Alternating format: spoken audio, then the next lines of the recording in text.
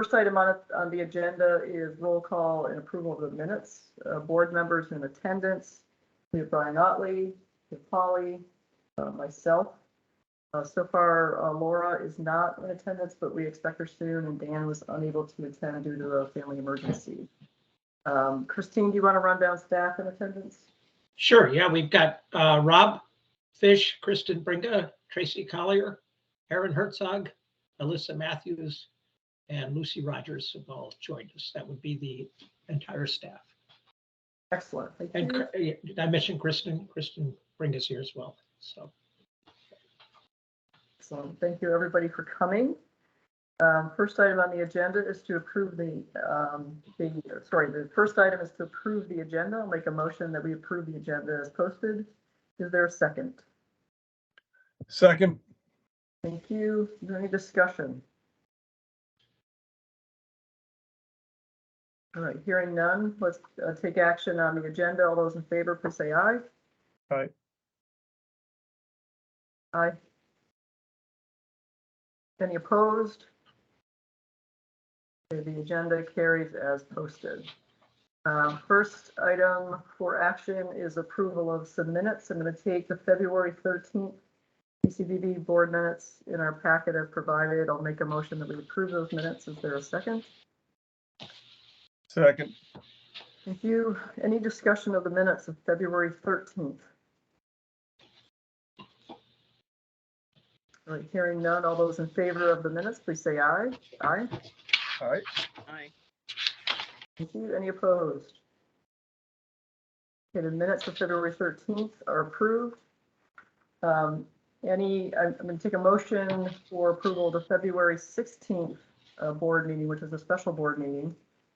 Make a motion to approve those minutes as provided in our packet. Is there a second? Second. Thank you. Is there any discussion? All those in favor of the February 16th meeting minutes, please say aye. Aye. Aye. Any opposed? Ayes carry.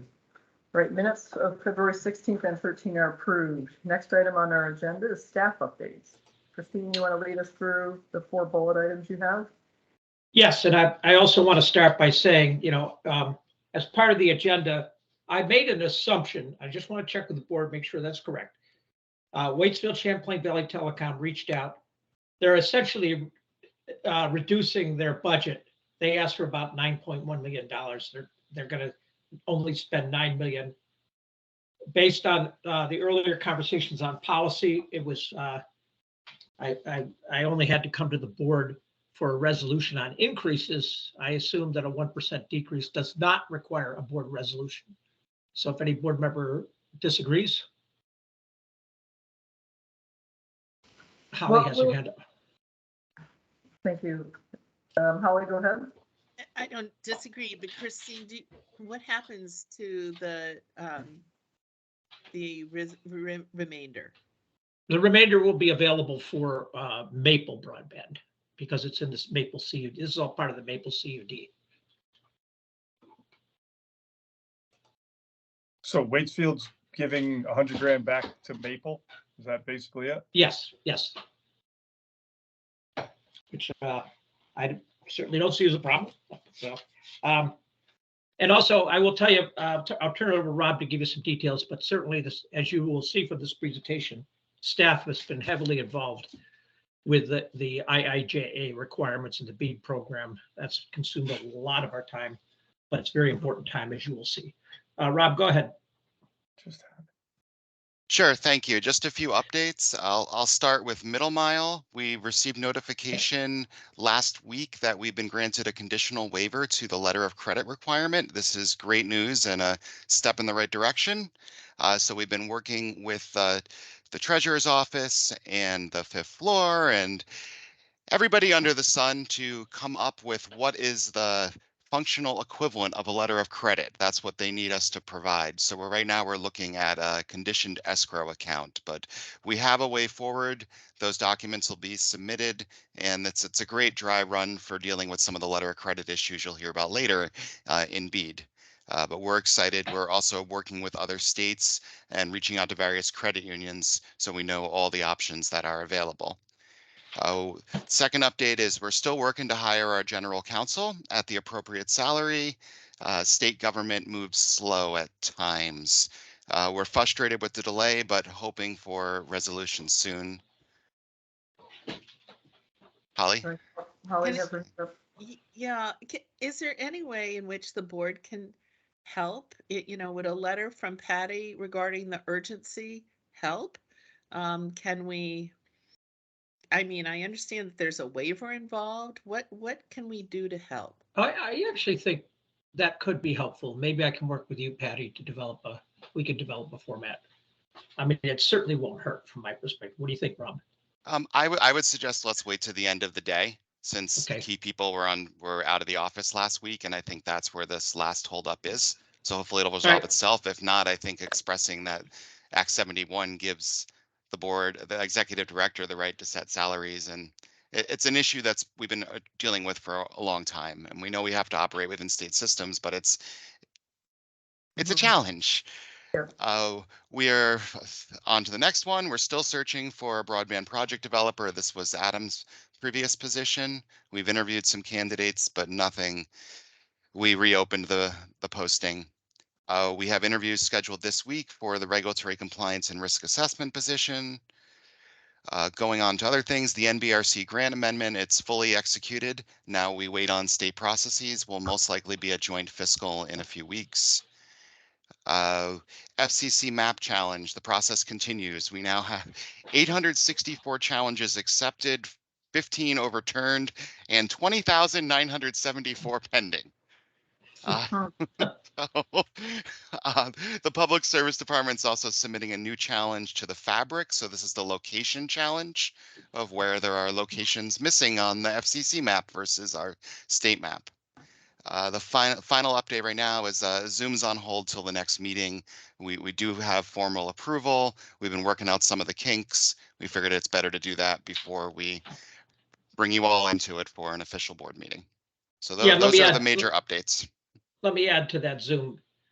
When we go by Zoom, we will be required to have a meeting location. I'm moving to Burlington at the end of the week. So our next board meeting, we'll have a meeting location in Burlington to comply with the open meeting requirements. Okay, I see Okay. Laura. See Laura has joined us. Yep, Thanks, Laura has joined. Yep. Want to recognize that for the minutes. Holly, I think that's an excellent suggestion. If in the event we need a letter from the board, I'm happy to work with you, Christine. Great suggestion, Holly, on that. Thank you. Go ahead. Christine said that very quickly about moving to Burlington at the end of the week. Are you saying that you're moving your offices to Burlington? Oh, no, I'm personally moving to Burlington. But you might want to check about the public meeting physical location requirement because people could ask to sit in your living room. Yeah. Oh, no, we plan on having a state office. It'll be at a state meeting office location in Burlington. It will be at a state facility. Yeah. Okay, so is that going to separate you from your staff? Or are you physically meeting?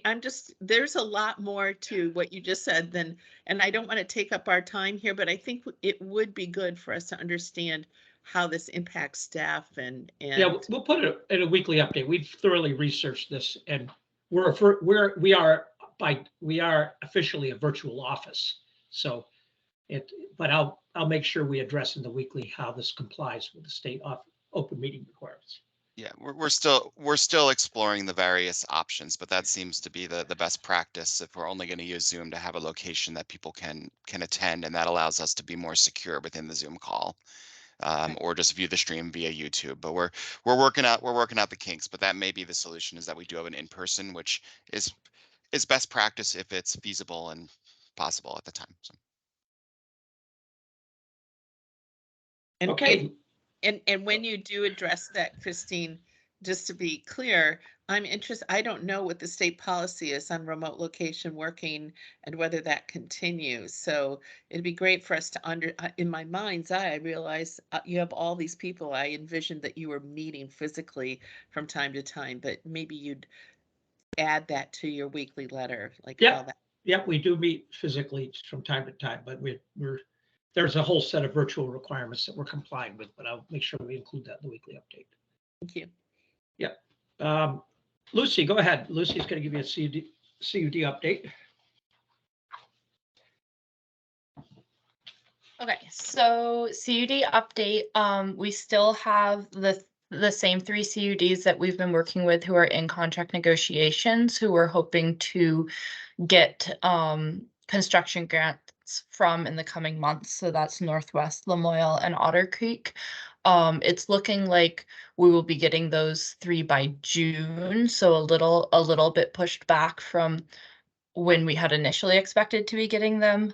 And then the other CUD update is that Christine and I have just barely started. We've gone through 1 CUD so far, but we're meeting with the executive directors of the CUDs individually to talk about their finances and their needs and to help us with planning as we're looking at timelines with some of the infrastructure money to make sure that we're supporting the CUDs as much as we can with their financial needs.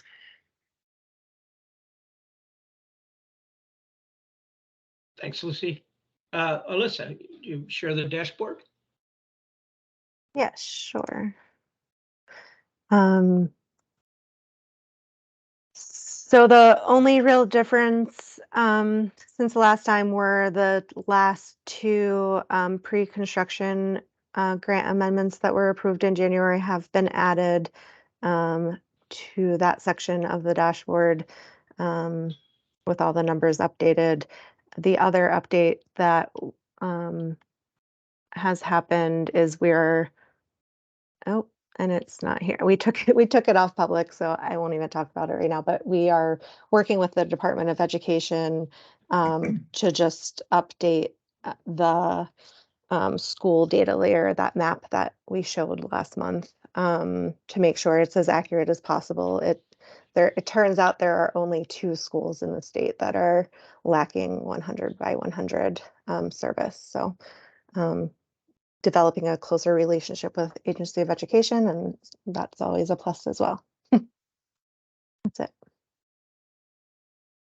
Thanks, Alyssa. And Heron, go ahead. Talk about communications and media. Yes, thank you.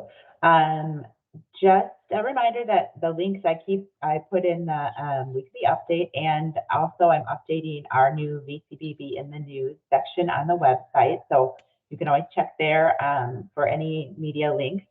Earlier, it was last month, WCAX had a great story about the progress of the CUDs. We had quite a bit of coverage on Maple Broadband service launch. We did do an interview with a reporter from CBS News a couple weeks ago. Still in touch with him and not sure exactly when or how that's going to air, but should be exciting when it does. We've had quite a bit of coverage over the last week or so on the new apprenticeship program for our workforce development plan. Several local papers carried our press release, and then we did do an interview with 7 Days last week, so that should be coming out in the coming week or so. That's all I have today.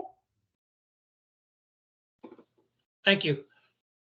That's all for staff updates. Any other questions for staff on the updates? All right, seeing none, let's move on to Vikuda update. Rob with us. I am. Thank you. Good afternoon, everyone.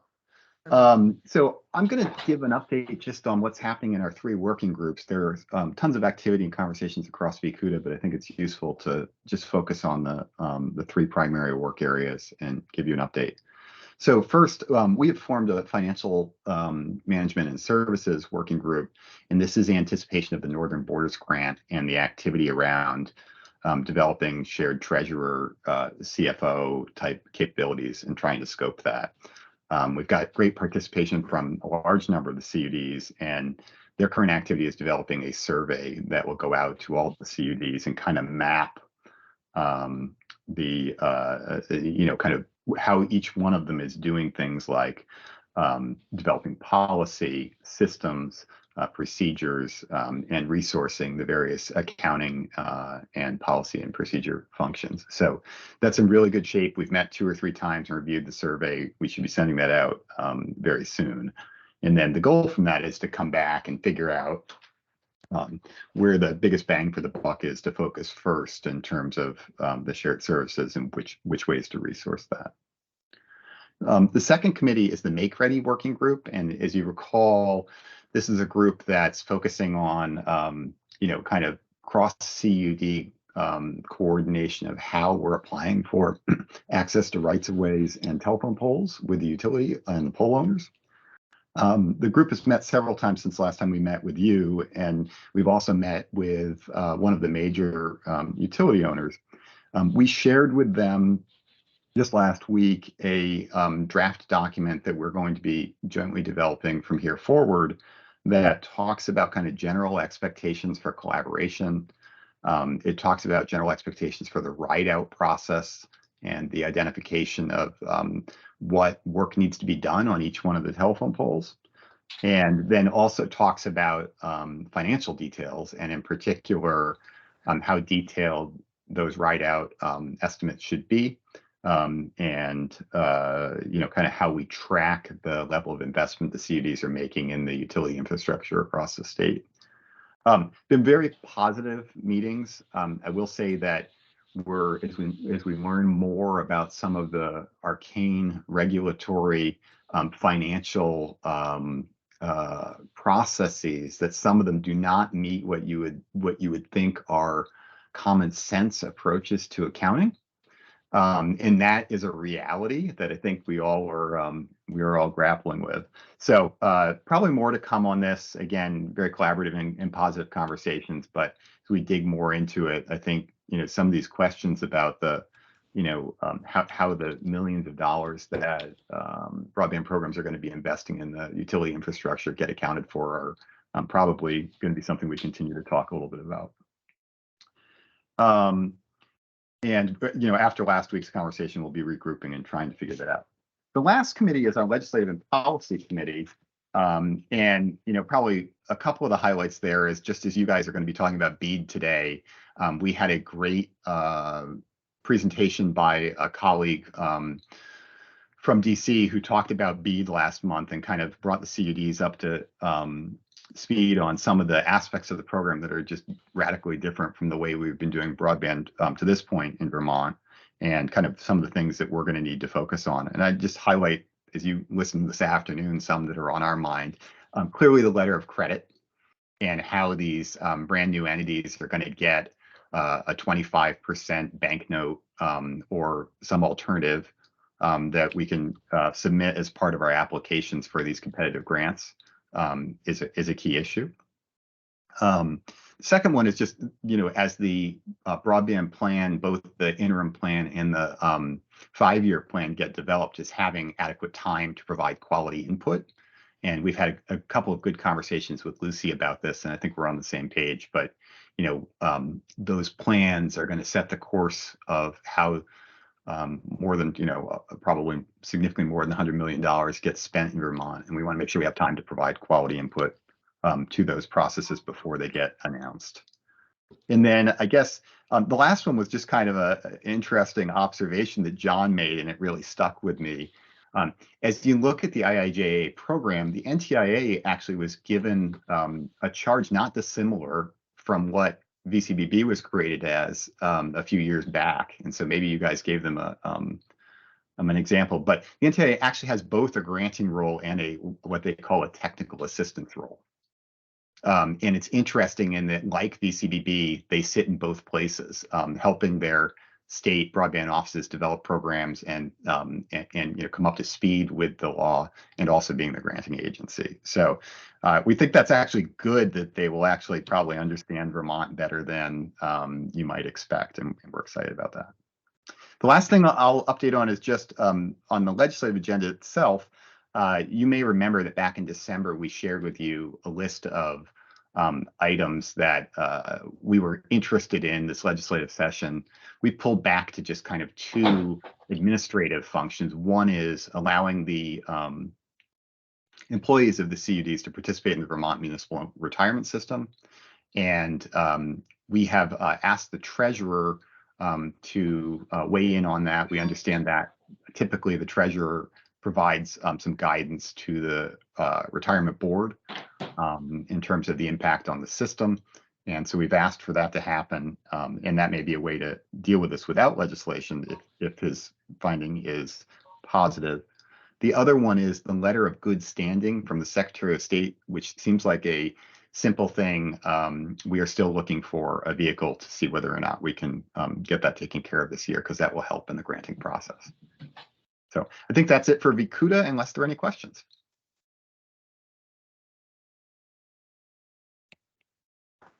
Yeah, Rob, Thank you.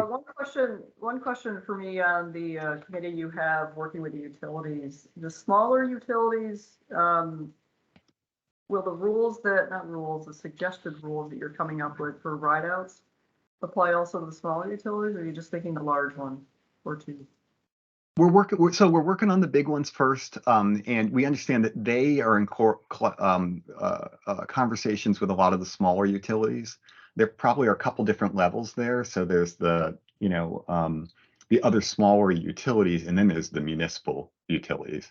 We're really focused on ones where there are a lot of poles, and so that tends to be the larger organizations. And working with the largest obviously makes a lot of sense to get that started. Okay, just the smaller municipals are just a vastly different entity because they just don't have the staffing capability. Exactly. So I just suggest and urge that you have, something in mind for the smaller entities and work with VEPSA to develop something. I would highly encourage you to do that. Yeah, a couple of the CUDs are engaged in that, and that's on the radar. Excellent, thank you. Thank you. All right, any other questions of Rob? All right, looks like we're all set. Thanks, Rob. Thank you. Next item on our agenda is the Northwest Fiberworks pre-construction grant. They are requesting $1,371,663.75. Christine, you want to tee that up? Yes, I'll have Northwest answer, do the presentation. Sean, I'll turn it over to you in a minute, but we've thoroughly reviewed this. We met with Northwest. We've looked at each of those expense items, and we find them reasonable according to the plan. So why don't we have Sean do the presentation, and then we'll take board questions, and Sean and I can answer those questions together. Excuse me. Sorry, I'm choking already here. Good afternoon, everyone. We're back, and this time for if the board recalls, back in January, we made a request really to kind of true up some large invoiced items, primarily from NRTC, right at the end of the year that we received for high-level design and some project management. This request really is the remainder of our pre-construction fund of what's remaining. We work with staff to identify exactly what that dollar amount is, hence the 75 cents. And this is for staff salary, benefits, operational expenses, and some items that we can fit into our construction activities or pre-construction activities now. Our hope is, as Lucy mentioned earlier, is to get a construction grant request in sooner than later. We are certainly working towards getting that in as soon as we operationally can. We followed the similar format that we've submitted in the past, kind of standard format for these submissions. And really this will help fund our operations and support for the CUD over the next 18 months. Our first request was scheduled for around 15 because we had a USDA Rural Business Development grant that helped support the CUD at the very beginning, but we were able to kind of stretch this one to a full 18 months for this budget request. Yeah, and if I look at the this budget request, the big items, salary and benefits, this is kind of well within what's being paid across the board in terms of having a executive director, an operations manager, and a part-time a part-time administrative person, which typically does some of the numbers and invoicing. And if you look at the project management design, we reviewed that as well. That's certainly, there's going to be, that's to pay for detailed design, which is where they should be right now. But again, this is over 18 months. And that's staff salary and benefits. That includes the benefits. Their numbers actually lower than what I would have had for an expectation, because I use the 1.8 multiplier based on state experience and my experience in the private industry, but their numbers are a little less than that as a multiplier. Now that we've had a full 2022 was really our full year of operations, we really had the ability to kind of understand what our operational needs are, our budgetary needs were for a lot of these categories.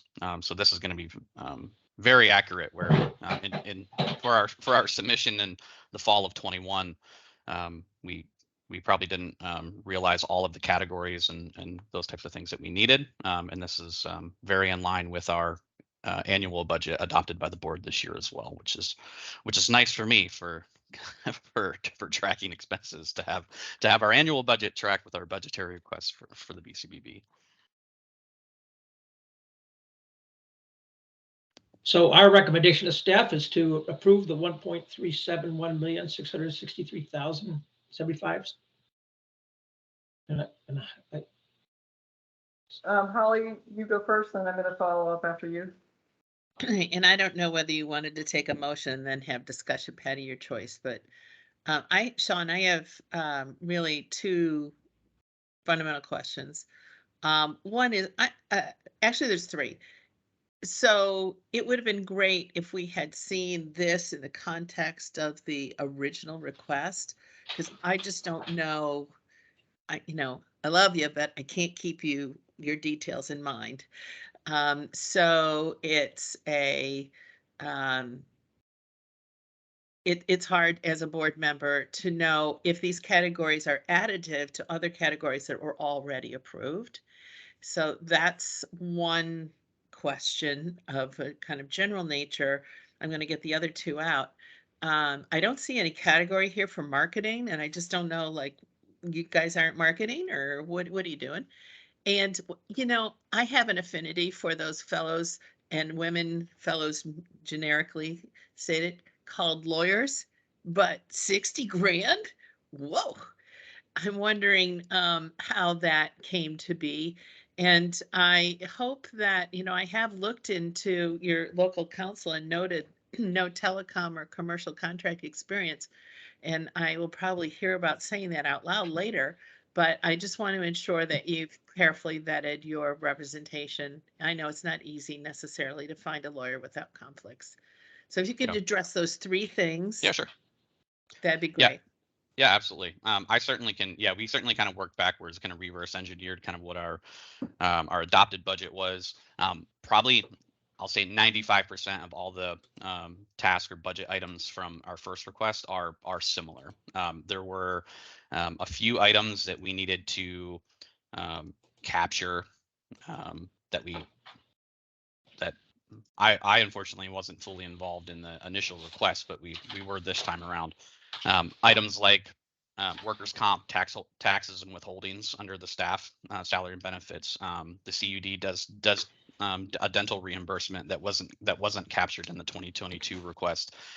So items like that aren't big ticket items, but there were items that were left out in that original request that we've now kind of itemized specifically what those are. So I will say that probably 99% of all of those items are within what has already been approved previously. So it's not a huge difference. We've added in a few of those categories under our itemized list, which you don't have before you the full itemized budget. A lot of it rolls up under operational expenses. We certainly can provide that to the board at any time if they'd like to see that, certainly. Can I just want to make sure I'm tracking with you. So you're not saying that, I don't know, I don't remember, and we're not offered as a board, here's the appropriation amount, here was the original authorization, here's the new authorization. So I don't know whether this total dollar amount is in addition to something that was already approved. or whether you've just clarified categories. Can you help me?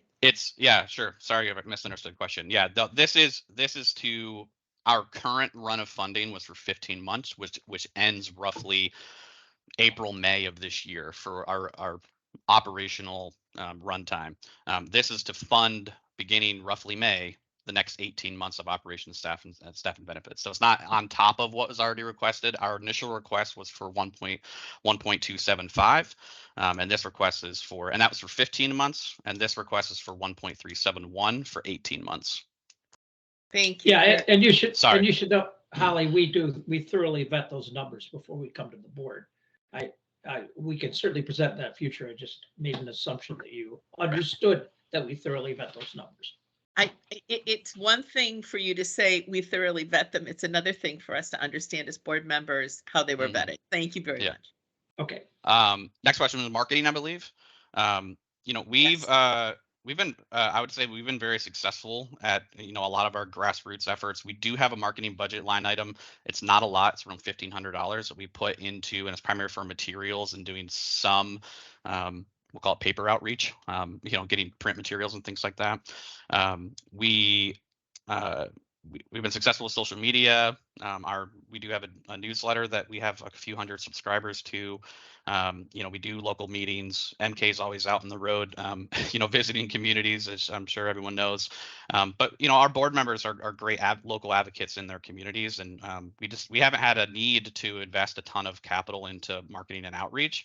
And what we've been able to do, we've been really successful at, in a sense, doing it for free. And I think that's just, the nature of where we're at. But we do have a budget item in there, and certainly we can reallocate some funds should we need to increase that. But also we view, when it comes time for really marketing services, that's the responsibility of the ISP. And certainly we view the CUD's responsibility as, consumer education, providing additional, Holly, I know you're very passionate about it, providing marketing and support for programs like the ACP and other subsidy programs and things like that we will take a role in. It's just we're not quite there yet. Thank you. And does your contract allow for the ISP to handle the promotion? It will, certainly. Mm-hmm. Okay. Legal was the last question, I believe. Yeah. Holly, if you recall, I believe we've addressed this previously, and I think maybe our first request or at some point along the way, we talked about local counsel. We have two. We have local. I will say that we don't have a contract. It's an ad hoc agreement with this person. They have several decades worth of telecom and public relations, or public administration, I should say, experience. Yes, they do work for a company that primarily deals in real estate, but we primarily utilize them for smaller ticket items, I'll say, MOUs, just kind of contract review, some items like that.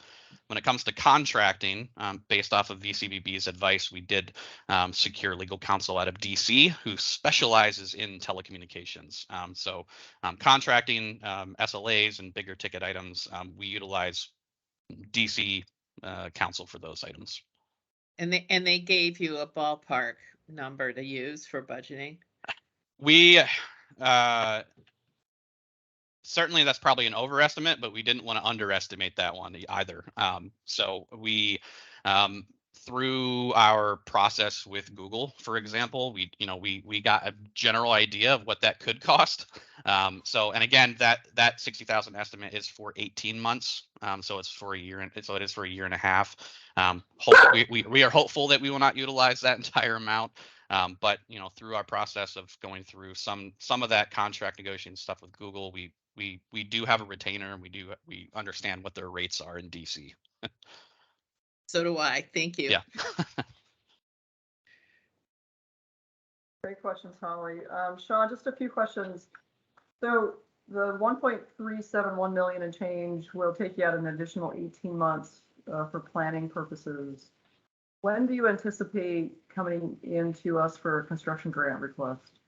Our hope was this spring, but we we went through the process to solicit interest to several different providers. We had 5. We're narrowing it down. We're seeking to formally make that recommendation to the board this week, so we can move forward into official contracting phase. We believe we are at that point. So we've done a tremendous amount of due diligence and work to get our trajectory back on track. After the issues of last summer and kind of reworking some of the plans and modeling, we believe we're now at that position. We were hoping to have this near the end of January, early February, but just scheduling and all the things that fall into the having to do diligence and constant meetings, we feel like we are finally at that position to jump forward in that next point, which we will work with that entity to put together a comprehensive application as soon as possible. So you're anticipating within the next 2 months that we'll be hearing from you for construction grant? That's fair, yes. Okay, great. Just trying to keep fire going. Oh yeah, that's fine. And I just wanted to be clear on the total allocation for pre-construction. So if we approve this 1.371 million and change, the total pre-construction for you would be 1.37 plus 1.25? Yeah, plus there's also another 3, I think, Rob, you may know the exact number, but somewhere around 368,000 in pre-purchase materials that goes into that as well. Yeah. So the total number, I don't remember, it's in my chat somewhere, but it's the total. Go ahead, Rob. So Yeah, about why don't I 2.6 just say the million. material purchase is separate from that. Even after this grant award, there's still, I'd have to look to find out the exact amount right now. I believe there's still $300,000 left in their allotment. I can pull that up if we want to look, but I just want to be clear, the materials is separate. That's Okay. All right. Okay. But in terms of pre-construction, we're rounding. I'm just gonna do a ballpark number. It's about 2.6 million for Northwest at this point, if we approve today, correct? Yeah, that's And if that's the number, are they within the bounds of their allotment? They're not exceeding? yes, that's where Rob was going with the there's still a couple 100,000 remaining, but Okay, You know, just we're- want to make sure they're yeah. within their percentage numbers. I just don't Yep. have that file in front of me. I just want to. no, we haven't. We've went over this a couple times. Yeah, with staff. we work directly with Kristen to craft the budget to fall within the bounds. Okay, I have to ask the question. Yep, absolutely. Understood. All right, that's all I had. Thank you. Any other questions for Sean? All right, I'm going to make a motion that we approve the Northwest Fiberworks pre-construction grant of $1,371,663.75. Is there a second? Second it. Thank you, Laura. Any discussion? Hearing none. All those in favor, please say aye. Aye. All right, Aye. Thank you. Any opposed? Ayes have it. Congratulations, Sean. Thank you. As always, we appreciate the support, and we will be back soon with a construction grant application. See you in 2 months. Thank you. Clock's Thank ticking. you. Thanks, everyone. You're welcome. All right, so that concludes item 5 on our agenda. Let's go to 6, which is the BEAD and digital equity deep dive. Yes, okay, so Lucy is going to be presenting for staff. We all worked very closely together on this presentation. Lucy, you go ahead, why don't you pull it up and I'll take the first slide. Yeah. So Can I Holly has just, her hand up. Let's hear from Holly. yeah, just quickly, Patty, I would very much appreciate, this is going to be, as I understand it, information for board members on a subject area that's important to the work of the VCBB staff. Could we please reserve some time in this segment of the agenda to talk about whether or not we have authority under Act 71 as a board to be dealing with this? Yep. Or I see Lucy nodding. I'm so hopeful it's already addressed. Yeah, we have. we've addressed it. So hang on to that question to the end, and hopefully we'll have addressed it as part of the presentation. I mean, I know we will, so thanks. And when I get to that section, Holly, we can pause there and just make sure that we've thoroughly covered it. Thanks, Lucy. And you have this presentation in your email. We will be posting it to the website as well. So anyway, this presentation is important, obviously, because this is where a significant part of our funding is coming from, upcoming funding. And there's things we know and there's things we don't know, and things we're still negotiating. But this will have an impact in terms of future grant agreements and how we format the agreements, because there are changes in the BEAD program from the ARPA program, which will be explained as we go through the presentation. Now, Clay Purvis was going to join us. I don't see his name here. Oh yeah, he's here. Clay's here. And thanks, Clay. So he's here to answer any questions you might have on the federal side. And Doug Farnham will be joining us. He and Kristen are actually in a training right now. That training goes till 2 o'clock. So if we have any questions for Doug, we'll hold those till 2. So go ahead, Lucy, take it away. And thank you, Okay. Lucy, for being the lead on this. Great. Thank you, Christine, for queuing us up here. So I guess I'll just kind of, the only big picture preface I'll add is that this is a long presentation. There's a lot of information in it. It's intended that way in order to just really make sure that the board is fully up to speed on everything we know so far, and what we've been doing so far and what our thoughts are. So because it is such a long presentation, it was emailed to you in case you, and some of the slides have a lot of information that I won't be able to go over all of it. So that's kind of a resource as you need it. And then also please do interrupt me along the way. I have kind of specific spots where I can pause to take additional questions, but I don't mind if we want to make it interactive as I go. I think it's a long enough presentation that I think it would be challenging to hold all the questions until the end. Okay, so basically I'm going to start by giving some general background on the Infrastructure Investment and Jobs Act, which is kind of the parent act that both BEAD and digital equity are a part of. So I think that will kind of provide the relevant context. And then I'll speak a little bit about digital equity specifically, a little bit about BEAD specifically, and then I'll speak about the way we're aligning them in our work moving forward. So starting with the Infrastructure Investment and Jobs Act, which was signed into law by President Biden on November 15th, 2021, and builds upon past broadband investments by the federal government. And this is kind of the White House's vision. They say the legislation $65 billion investment, that's broadband specifically, which builds upon the billions of dollars provided for broadband deployment in the American Rescue Plan, will help ensure every American has access to reliable high-speed internet with historic investment in broadband infrastructure deployment, just as the federal government made a historic effort to provide electricity to every American nearly 100 years ago. So clearly the intent with the IIJA is to be truly kind of transformational for the whole country as it comes to broadband. So within this $65 billion, just kind of still to just set the table and provide the context for BEAD and digital equity, within this $65 billion broadband investment, there's $14.42 billion that flows through the FCC for the Affordability Connectivity Program. And I actually want to highlight an exciting development that happened just on Friday.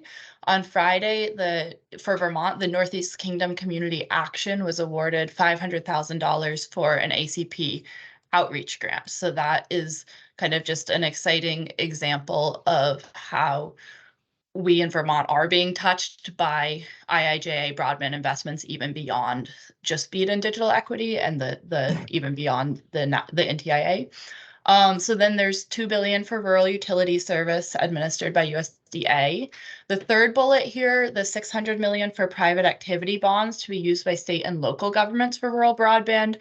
We don't yet have a lot of information on this, but we've been kind of monitoring it from the VCBB side to see if there's a way that this could be helpful to our local government CUDs. So potentially stay tuned. And then the last breakdown of the IIJA 65 billion is this 48.2 billion for NTIA programs, of which there are a number, and that's what this presentation will be focused on. So now looking just within that last bullet, this 48.2 for NTIA programs, there's 4 sections to that. There's BEAD and digital equity, as you all know, and then there's middle mile and tribal connectivity. So that's the breakdown of the NTIA programs. And I'll speak about each of them briefly. So starting with tribal connectivity. Tribal connectivity is 2 billion administered by the NTIA, building upon past programs for broadband connectivity for federal tribes.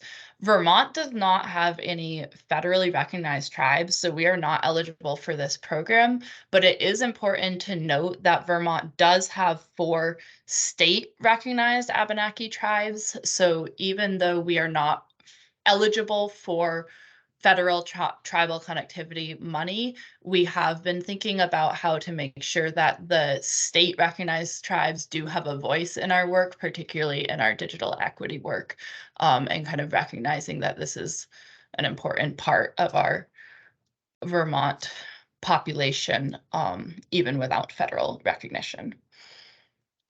Okay, next I want to touch on middle mile infrastructure. Again, not the main focus of this presentation, but just to kind of, for background, as you know, Vermont has submitted the middle mile application. We're awaiting a decision from the NTIA, and we did receive last week additional questions from the NTIA on our application, which we'll be submitting responses to them by Wednesday. And to our knowledge, no state has yet been awarded middle mile. So I think the NTIA is a little behind their originally anticipated schedule of when they would start making awards.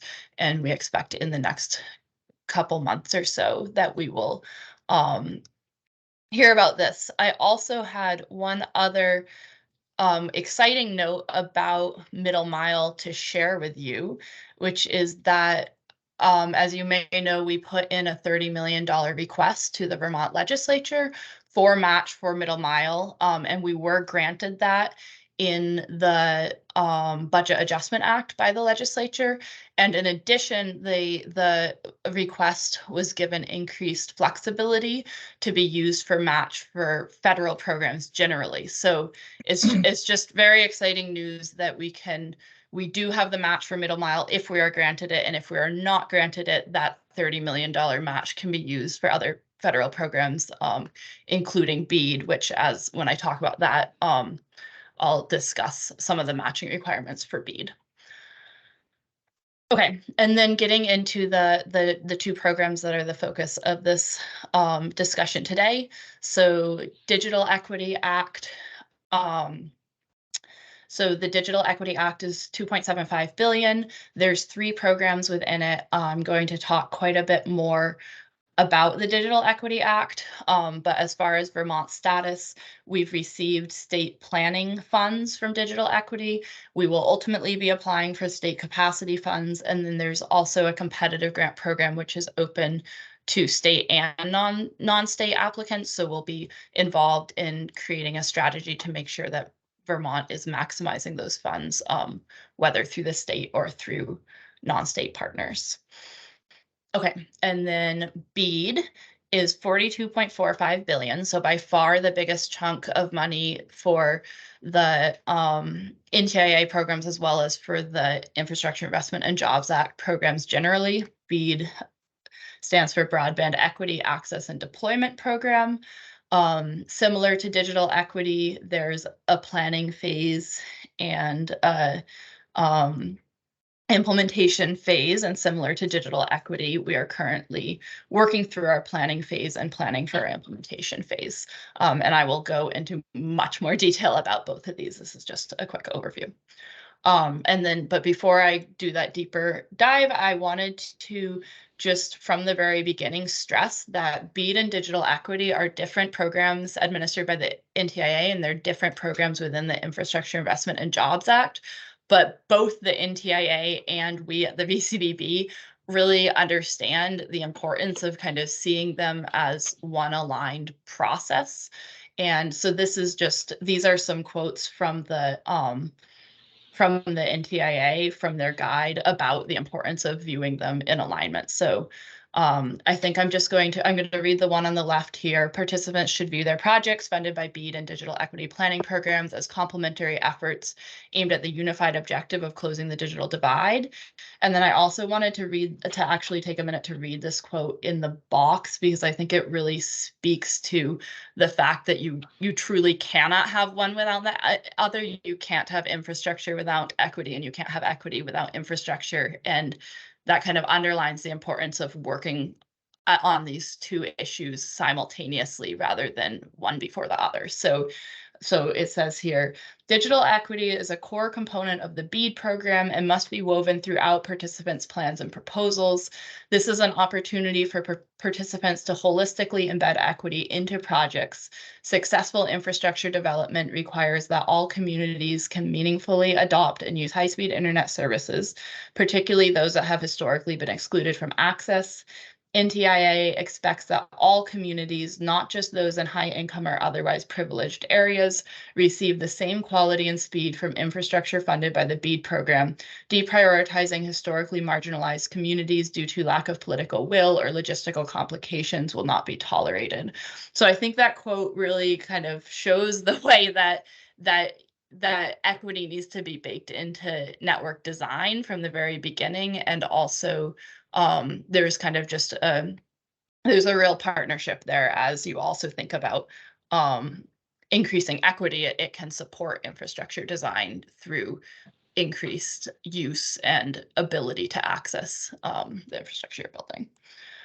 Okay, so let me actually pause there for a minute, because next I'm going to go into more detail on the BEAD and digital equity program specifically, but are there any questions on the slides so far? Holly? So I caution you against reading to us too much, Lucy, but I am interested in how the staff is going to be interpreting the word equity. It's a big problem in this regulatory framework, and knowing not so much what the law says, but what you're all thinking is what's really important, at least to me. Okay. Thanks. When I get to that part, I'll check in and make sure that I'll see if you have additional questions. Oh, good. You're already ahead of me again. Good. It's actually a perfect segue, because that is what I'm going to talk about next. But are there other kind of general Infrastructure Investment and Jobs Act questions, or should I head into the digital equity section? All right. So the Digital Equity Act, I'll share a little bit generally about the act and about what Vermont is thinking and has done to date. And then I'm going to save the kind of what are our future plans for the end, because it aligns with BEAD and I want to talk about them together. But starting with like what we've done to date and where we're at with digital equity. Digital equity generally, the idea is that thinking of broadband as not a luxury but a necessity that extends to everyone, and the point of digital equity is to ensure that we're able to provide this resource universally, and recognizing that different groups may have different barriers to access, and so we need to be addressing those specific barriers in a broad sense, which which are barriers that go beyond simply having fiber optic cables run past your house. So digital equity is the issue, or digital divide is the issue, digital equity is the goal, digital inclusion is the work. This is just a slide that kind of shows the relationship between these three terms that get thrown around quite a bit. And then going in a little deeper to the definitions. So to Holly's question, this is the definitions. This is the definitions as they're given to us by the federal government. And we'll get to the Vermont side of it, but by the federal government within the digital equity NOFO. Digital equity is the condition in which individuals and communities have the information technology capacity needed for full participation in the society and economy of the US. And then digital inclusion is the activities necessary to create digital equity. And digital inclusion includes, and this is where they kind of list out, includes but not limited to, so having actual broadband internet service, having devices that can access the internet, being able to use those devices, having online content that's written in an accessible way, whether that's accessible to people with disabilities, accessible in a language that people know how to speak and can access, accessible to people who may not be able to read and write, and then having the skills to access that online information, having technical support when you need it, and then feeling safe online and having access to privacy and cybersecurity resources. And then I don't know if I specifically said affordability in there, but certainly with every single one of these steps, access, having access means that you physically have access and that you can afford something, or else it's not, or else you do not have access to it. So when we think about this in a Vermont context, kind of the main takeaways that we have are the digital equity definition is broad, and I think it's intentionally so, because the hope is to really empower states to be able to work through work through digital equity, the digital equity definition, and also the digital equity vision for the state, and how to get there in a way that makes sense based upon the past work that's taken place in that state and the specific kind of challenges and opportunities that the state might have. So the definition is broad. States are empowered to identify barriers to digital equity that makes sense for that state and outline measures to address those barriers. And then there's also a very clear emphasis in the Digital Equity Act of this kind of collaborative work with stakeholders and intensive outreach and engagement with covered populations. I'll get into that. Those are the populations that are specifically called out for digital equity work, as well as other stakeholders, including community acre institutions, libraries, internet service providers. And so the intent is that we at VCBB are not on our own sitting down and saying this is what is needed for everyone to have equitable access to the digital world in Vermont, but that we're doing that through a collaborative outreach and engagement process that is working in partnership with the groups that may be having the most challenges in accessing and fully participating in the digital world. And then the final bullet point here is just to say that when we think about digital equity broadly, digital solutions for full participation in the society and economy may be addressing challenges of accessing the digital world, such as affordability issues of being able to afford your monthly internet bill, but they can also mean using digital solutions to address pre-existing inequities in our economy, in our society. So for example, some of the language access resources that are digital tools that use the internet that can provide translation services, for example, that's not, language barriers is not a problem that was created by the digital world. The problem of language barriers has been around long predating the digital world, but it's an example of a pre-existing barrier that can be addressed with a digital tool. And so just looking very broadly at digital equity. Holly, does that answer your question? I'm going to get into the specifics of the act next. I'm going to say honestly, not really. It does accurately report what the statute says. But I understand you've been working with the court committee, so I'll wait and ask more specific questions after the fact. Okay. Because I think you've done a great job of explaining the statute. I just don't know where the staff is. Well, the what staff, emphasis. let me add that we're doing everything we can to comply with the intent and the letter of the statute. We're not, I think, as you will see, Lucy, you know, when you present the slide about the groups that are involved, their advisory team, we're not trying to put any of a interpretation on this. We are, you know, this would is think, really about I sort of thought compliance. you would. I'm sorry. Yeah. Actually, I was hoping that you would like identify what the digital equity issues are in Vermont and Okay. identify.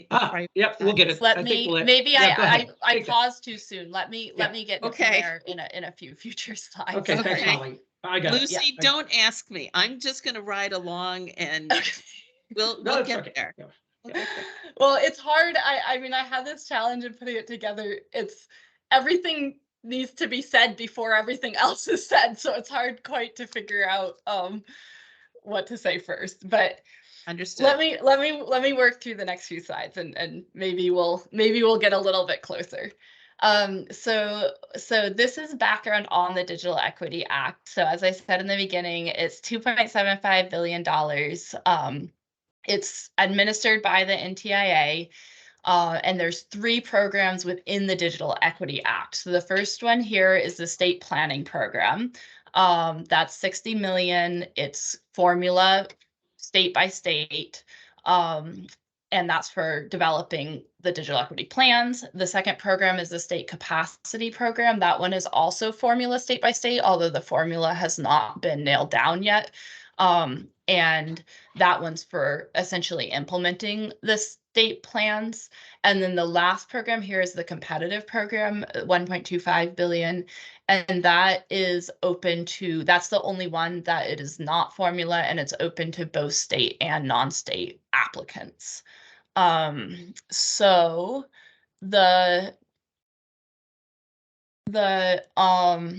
this is me just breaking out a little bit more. Over here on the left are those 3 programs: Digital Equity Planning Fund, State Capacity Grant, and Competitive Grant, and trying to look at them in a more Vermont specific context. So the Digital Equity Planning Funds are for outreach and engagement for the state 5-year digital equity plan.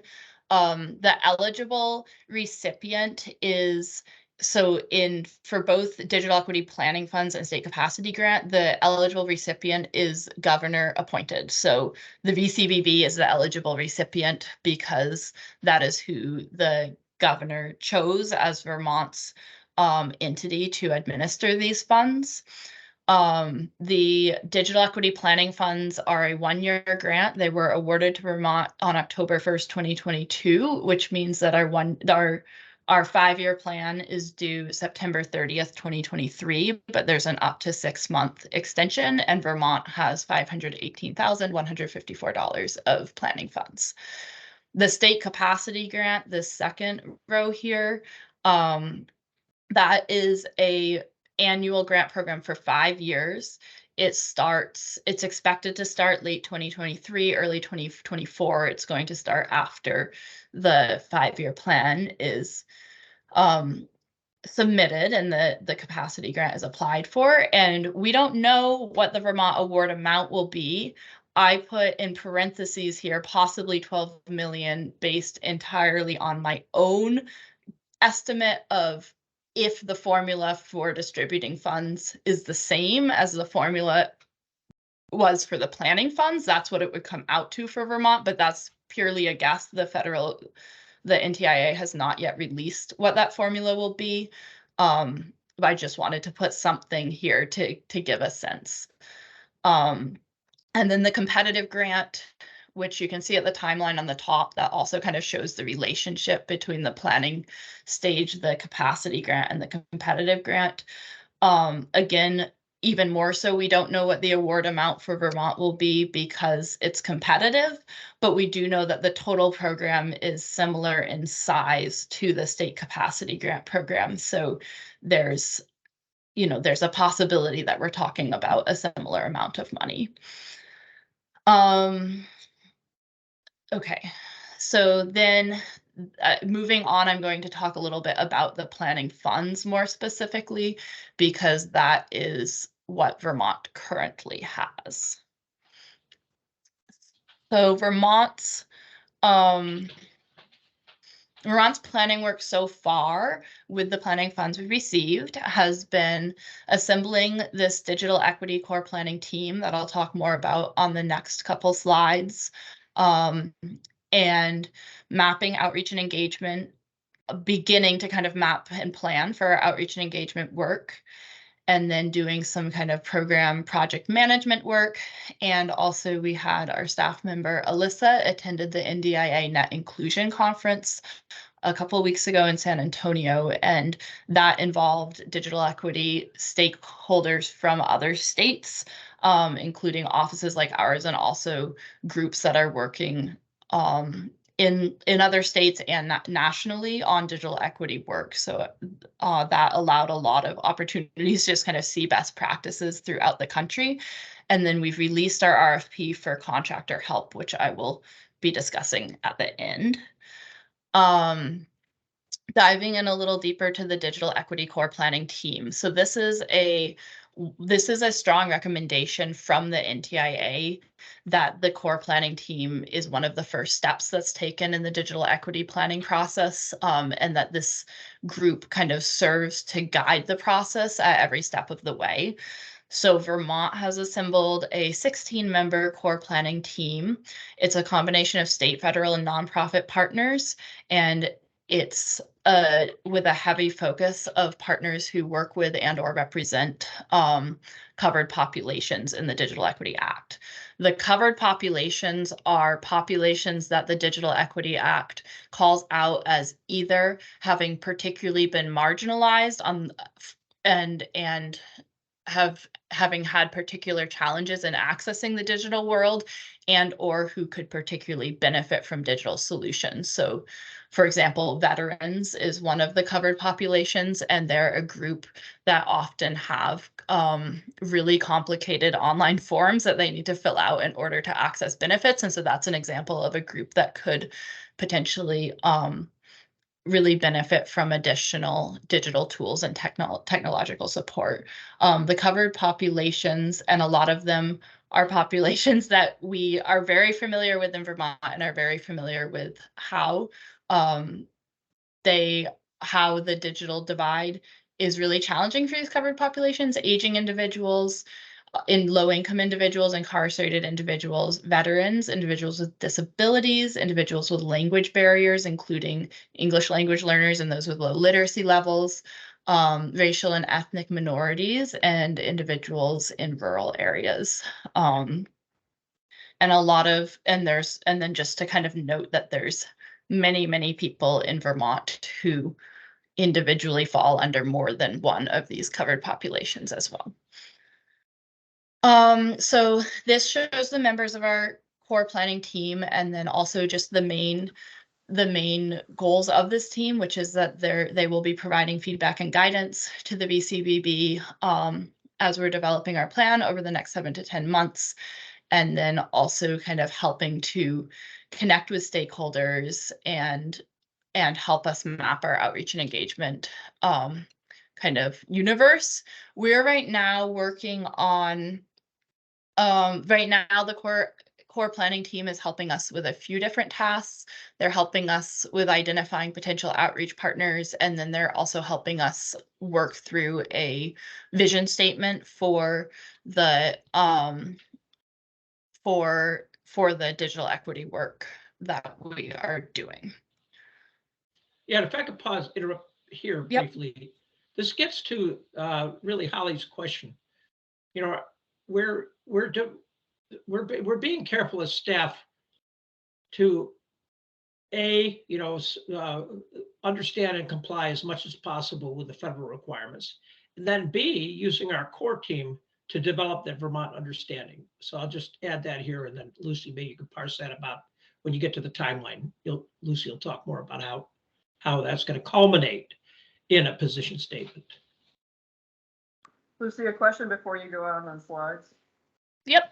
The previous slide, are all the organizations that you have listed, have they expressed support that they are on the team? Any resistance? Yes, this is the membership of the core planning team. And I should have said this actually, our core planning team meets twice a month. And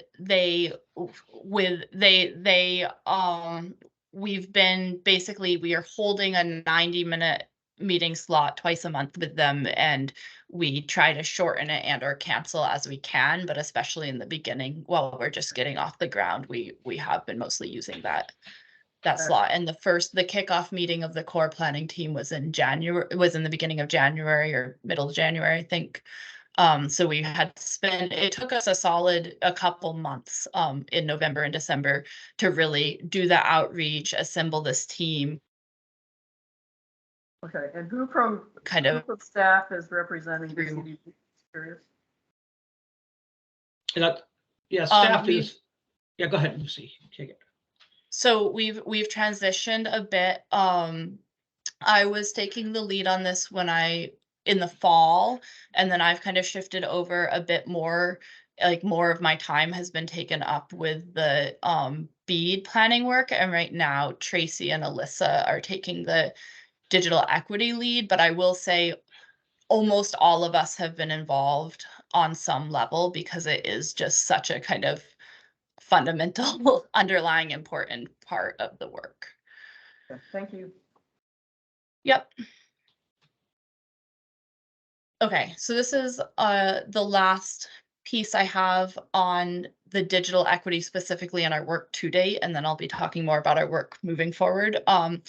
But this is just kind of to demonstrate the extent to which, although VCBV is Vermont's official project lead on this, that it's really meant to be a collaborative process with our core team helping to guide us along the way, but then also recognizing that there's specific roles for internet service providers, community anchor institutions. We have our libraries on our core team, but other community anchor institutions could involve, schools, colleges, kind of any of those like trusted community buildings and external groups. And we're also trying to align with other Vermont equity efforts to make sure that we're not just like recreating the wheel every time there's a new equity effort in Vermont. There's kind of a picture here just to highlight the important role that lived experts play in this process. Lived experts are people who bring expertise to equity work based on their own lived experience, which in this case could be lived experience with struggling to have full access to the digital world based upon belonging to one of these more marginalized groups. And then the bullseye over here on the left is just kind of showing the various levels of involvement, kind of starting with organizations that are already operating digital inclusion programs in Vermont and making sure that we're building upon the work that's taking place rather than replacing or reinventing the wheel.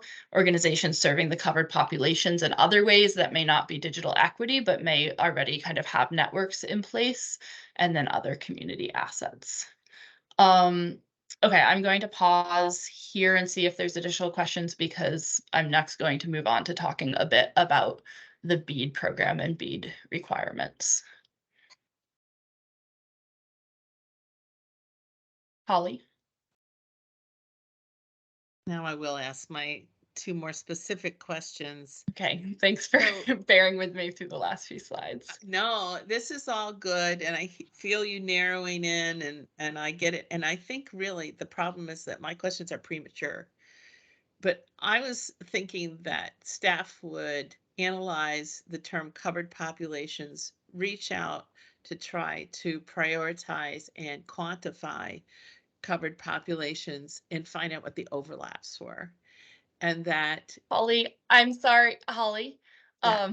Speaking of people with lived experience with broadband access, I just missed your question. The Oh. last thing I just my internet cut out. If you Oh. can just back up. The last thing I heard you say was staff could reach out. that is so classic here, right? So I just, in my mind, I actually am worried not about being exclusive, but being overly inclusive. So in making a plan and understanding that there are target or covered populations, I was hoping that there was an initiative to look at the categories of covered populations, overlap them with the underserved criteria, and narrow down a group of target populations and narrow down a core team so that our work was specific and effective. Not to say that there isn't a lot of opportunity out there to support all kinds of people. And I see that the law is broad enough to accommodate that. I'm worried about trying to make a plan amid the swirling soup that's called equity. So Yeah, I think yeah, can go I ahead. I think what I understand, can I try to say back? I think what the point that I understand you making is basically the point that when we look at these covered, tell me if I'm capturing this correctly.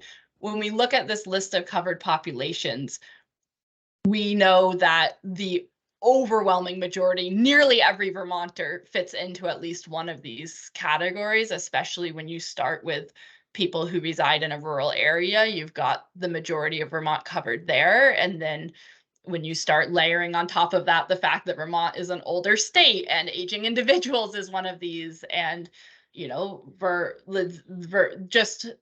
I think what I'm hearing you say is basically when we layer together all of these different covered populations, we end up finding that the overwhelming majority of people in this state belong to at least one, if not all of these. And so how do we meaningfully target our equity work so that we're not targeting the entire state, which then becomes not targeting? Am I capturing your point?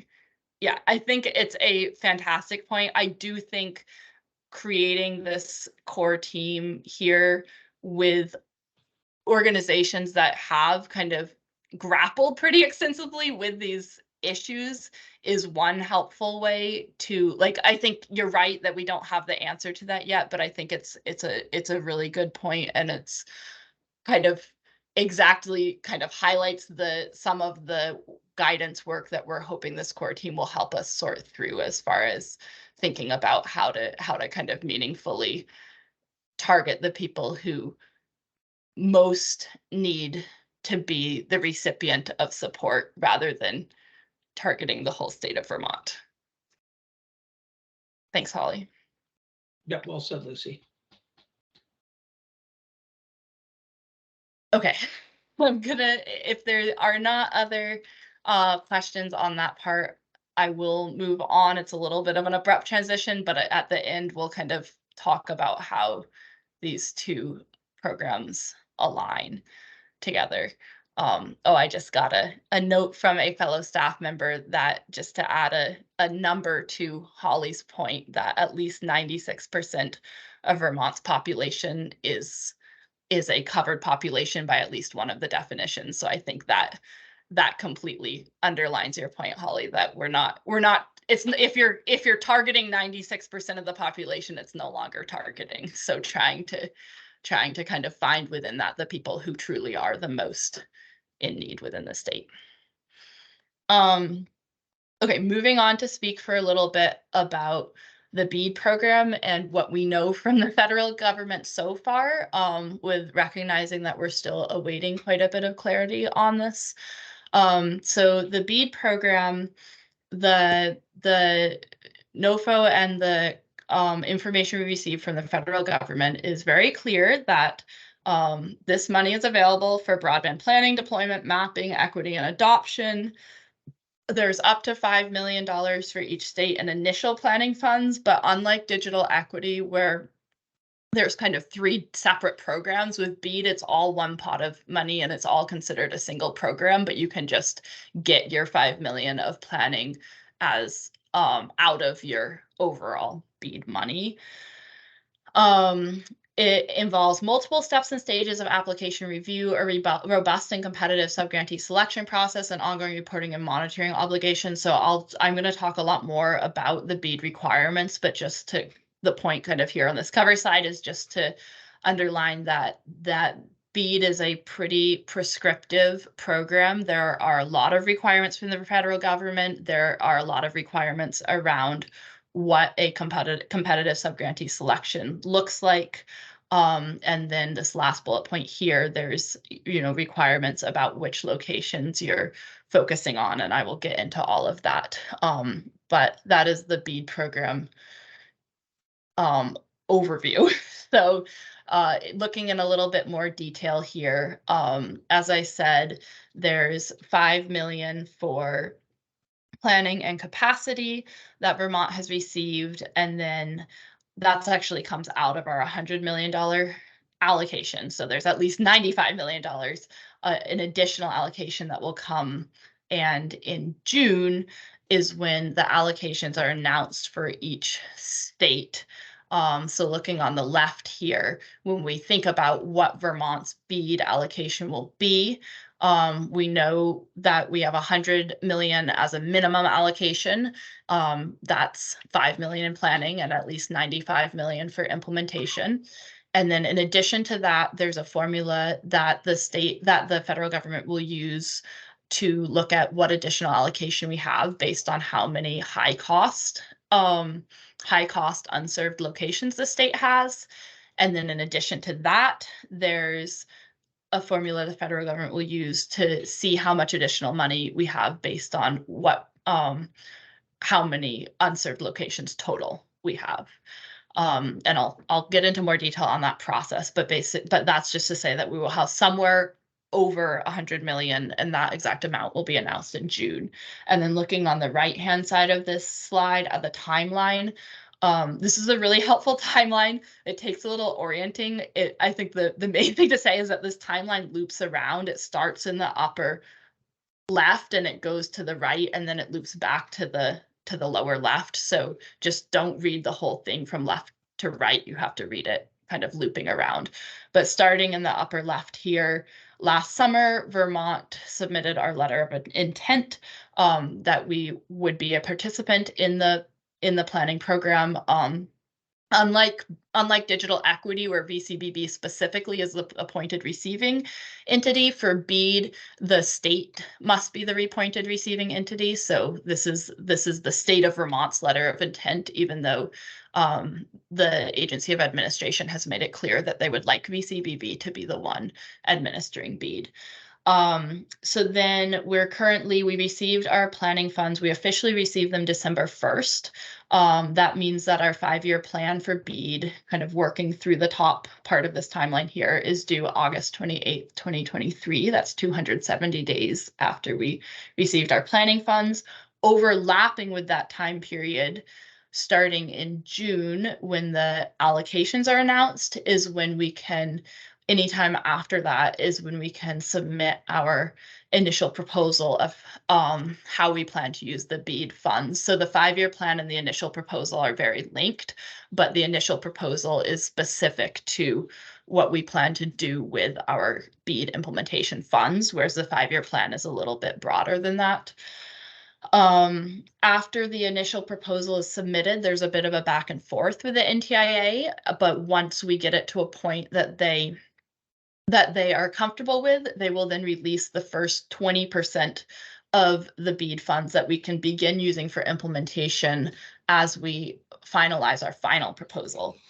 And once our final proposal, kind of curving around here on this timeline and going back, reading from right to left along the bottom, once our final proposal is accepted, then we would receive the remainder of our implementation funds. Okay, so this is, it's all seen as one full program, but this is kind of comparing the 5 on the left here, that 5 million that we've received for bead planning with the bead capacity on the right. So the 5 million that we've received for bead planning, it's awarded over 5 years, $1 million per year. There's 3 main kind of deliverables, and then it's also used for general planning efforts. But the 3 main deliverables are that 5-year action plan that we have to make that is due in on August 28th. And then there's the initial proposal to the NTIA for bead capacity funds and the final proposal to the NTIA for bead capacity funds. Looking over here on the right, the bead capacity funds, this is the minimum allocation of 100 million total, so 95 million specific to capacity, plus an additional 50 to 125 million is our rough estimate of what range of additional money we would expect based on the maps and the number of unserved locations we have, but that number will be released in June. And then I already said 20% available with the initial proposal, the remainder available with the final proposal. And I already kind of previewed that there's stringent conditions for how the funds may be used. So digging in a little bit more to the bead planning efforts to date, the first use of the bead planning efforts that I'll talk more about in the next slide has been to challenge the map, the FCC map that's used to allocate capacity money. And this has been a huge undertaking and also an extremely worthwhile one as we work towards receiving the full amount of money that we should receive in Vermont, based on our locations that are un- and underserved. We've worked with RISI to help us analyze the bead requirements and the Act 71 requirements, which I will get into more detail with, but just really trying to understand where are there disparities, where are there differences that are easily resolved, where are there specific areas we need to focus our effort. And that's an ongoing process, but that has been helpful in trying to just get clarity around that. Christine, Rob, and I attended the State Broadband Leaders Network 2023 Summit in Washington, D.C., which was hosted by the Commerce Department and by the NTIA. And that was a 3-day summit that went really deep into the requirements for bead and digital equity, and an opportunity to speak with other states about how they're thinking about these funds. And I think was extremely useful as far as really kicking off our planning process. And then we've been working with our federal program officer, which is Clay Purvis, to make sure that we're escalating all of our questions and requests regarding the ways in which Vermont is kind of on a unique broadband path, and in many ways further down that path than a lot of other states are as they work on their bead planning efforts. And then similar to digital equity, we've been mapping outreach and engagement universe and have released an RFP, which I'll get to at the end. Okay, focusing in on the FCC map challenge. This was one of the extremely important planning efforts because it has to do with greatly influencing how much money Vermont will ultimately receive. So the allocations for each state are made by the FCC maps, and the FCC maps for Vermont were flawed in terms of both locations and availability. Locations are the fabric of the map, and the fact that basically the problem was that the map did not accurately show all of the locations in Vermont, and so you cannot challenge availability at a location if the map doesn't show the location to begin with. So there were 67,000 addresses that the FCC map of Vermont did not include. So the state has filed a location challenge in October to try to correct that. And then on top of that, there's also availability challenges, which has to do with, of the locations on the map, does it accurately depict where there is and is not broadband service? And the state filed 45,000 availability challenges to meet the January 13th deadline. This is what the state filed in terms of bulk challenges. We also launched a public relations campaign to encourage individual Vermonters to submit their own individual challenges on top of that. So far, we have heard back about a small portion of the challenges. So so between location and availability, or I'm sorry, just with the availability challenges, we have heard back that 864 were accepted and 15 were overturned. So as you can tell, that's a very small proportion of the total challenges that we've submitted. But we recognize that every single address has a pretty large impact on the total amount of funding that Vermont will receive. So we felt that the enormous amount of time that has been invested in this has already absolutely paid off. And we're hopeful that we will continue to see more good results as we get more clarity, or as we learn more about which challenges were accepted. So the FCC challenge work is all about maximizing the total amount of BEAD capacity money that will be allocated to Vermont. When we look at BEAD capacity money, there's 7 uses that are outlined for BEAD capacity money, but really the first is the primary and most relevant one, and the one that I'll be focusing on here, which is deploying and upgrading broadband network facilities in connection with unserved and underserved service projects. And that's basically building out networks to people who don't have broadband. And BEAD is very clear that none of the other uses should be taking place until you've provided broadband internet opportunities to every unserved and underserved address in your state. So really, for all intents and purposes, the overwhelming majority of our BEAD money will be going to this first purpose, and that is why I will be focusing on that one. And as I get into a little bit more detail about the requirements from BEAD for how we can work on building out that network and what parameters we're working within, I want to start by first making the point that there's a lot of technical details, but overall the intent is very, very, very closely aligned between BEAD and VCBB. And I think it's actually worth reading this just to kind of underscore how the intent is very much to be moving in the same direction. We just need to work through the kind of specific technical hurdles to get there.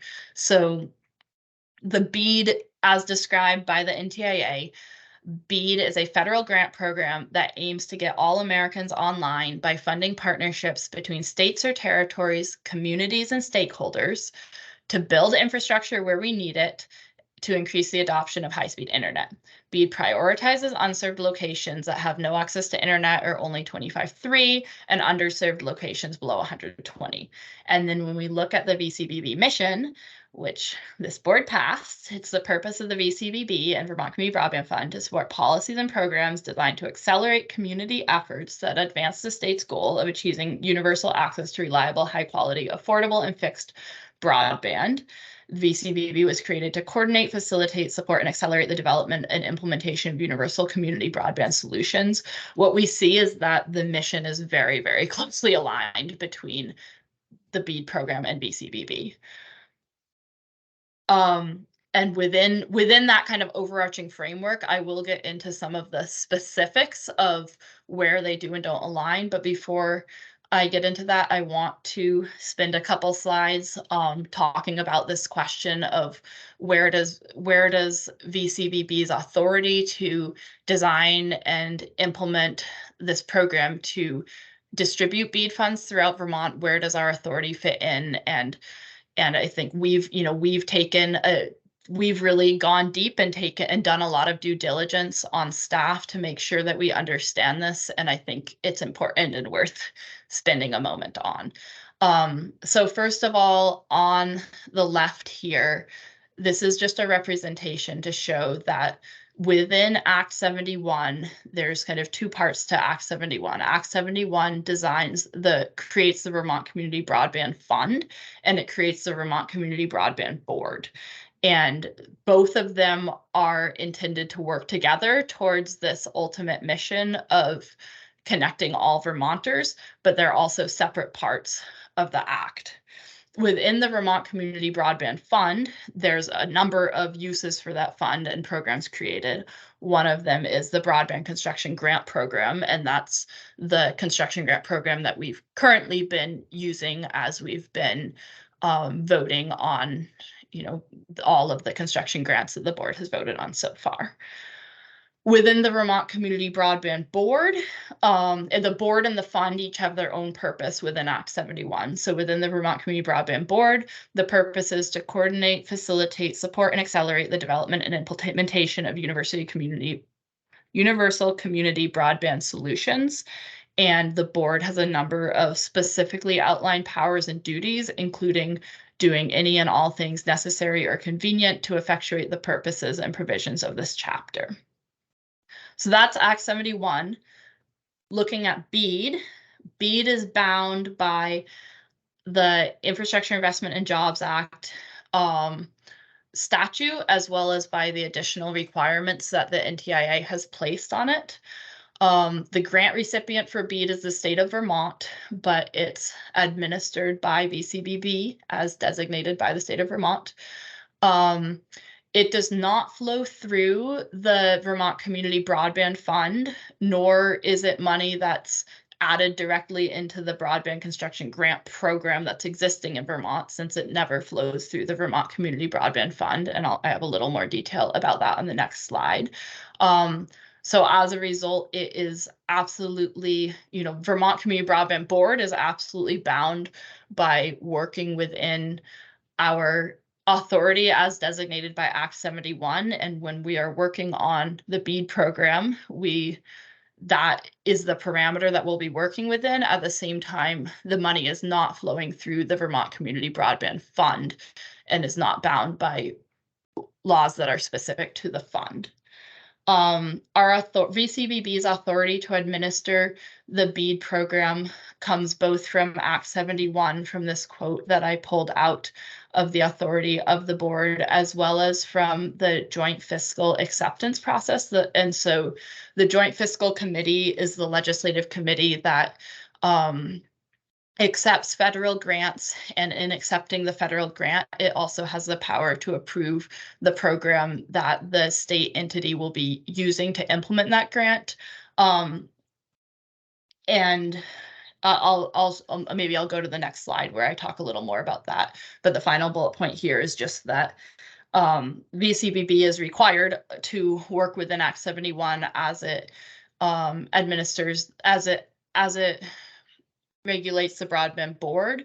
We're also committed to working as closely as we can within kind of the parameters and certainly the spirit and intent of the Community Broadband Fund and the current Broadband Construction Grant Program, even though that is not where the BEAD money will be flowing specifically. So looking at how the BEAD funding flows, first of all, of course, the money is appropriated for BEAD in the Infrastructure Investment and Jobs Act. The recipient is the state of Vermont. Then the BEAD program is designed by the VCBB, since that is who the agency of administration has asked to design the program. The Legislative Joint Fiscal Committee once VCBB has designed the program, the Legislative Joint Fiscal Committee will approve that program design. And that's where I wanted to make the point that the Legislative Joint Fiscal Committee this is a very standard process. Like these types of challenges are run into all over state government by every agency and department where there's a situation where there's federal funds that broadly align with the purpose of that agency or department, but that might not fit perfectly within an existing program. So the agency or department has to kind of design a program that is true to the intent of that agency or department, but also meets all the requirements of the federal funds. This happens all the time. It happens with transportation grants. It happens with natural resources grants. And this is the standard process for it, is that the Legislative Joint Fiscal Committee will be approving both the state receiving those funds as well as the program that has been designed to administer those funds. Okay, next, funds flow on a reimbursement basis to Vermont. They do not pass through the Vermont Community Broadband Fund, as is the case with most large federal grants. And then finally, the VCBB selects subgrantees in a competitive process that complies with both the BEAD NOFO and the VCBB mission. And on, I guess, two things before I move on. First, that we've been working closely with Doug Farnham, who's the Deputy Secretary of the Agency of Administration, to make sure that we're kind of dotting our I's and crossing our T's with this. And he will be joining the call at 2 p.m. So it's possible that there may be questions about this that I have to defer and wait until he joins.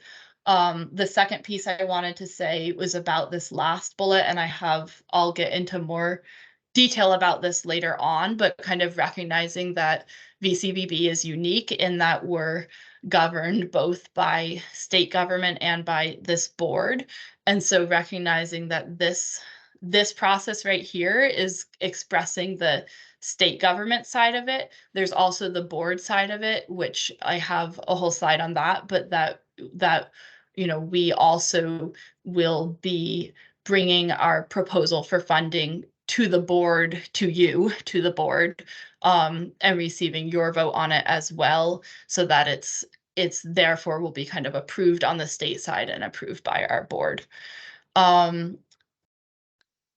I'm going to stop, Holly. I see your question, and take any questions on this generally, because the next thing I'm getting into is going to be the specifics of how the requirements between Act 71 and BEAD match up. So any questions on kind of the general process, now would be the time, or I might delay until Doug gets here.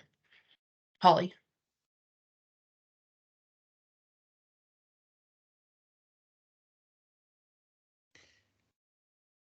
So first, it's nice to give you a chance to breathe. Lucy, you're doing a Thank you. boatload of material. This third box in from the left, I guess it's the middle box, is very helpful. I think the scope of the Joint Fiscal Committee's review is about not how the work is done, but the money for the work. And so I'd like to have some clarity on that. But my question is really, this is all oriented towards BEAD. Why isn't the same process applicable to the Digital Equity Act money? Okay, that is a great question. So I'm going to think for a second to make sure that I accurately answer your question. My understanding is that the same process would be applicable. And the one difference that I can see off the top of my head is that this first box where it says the kind of official recipient is the state of Vermont, with the digital equity money, the official recipient is the VCBB.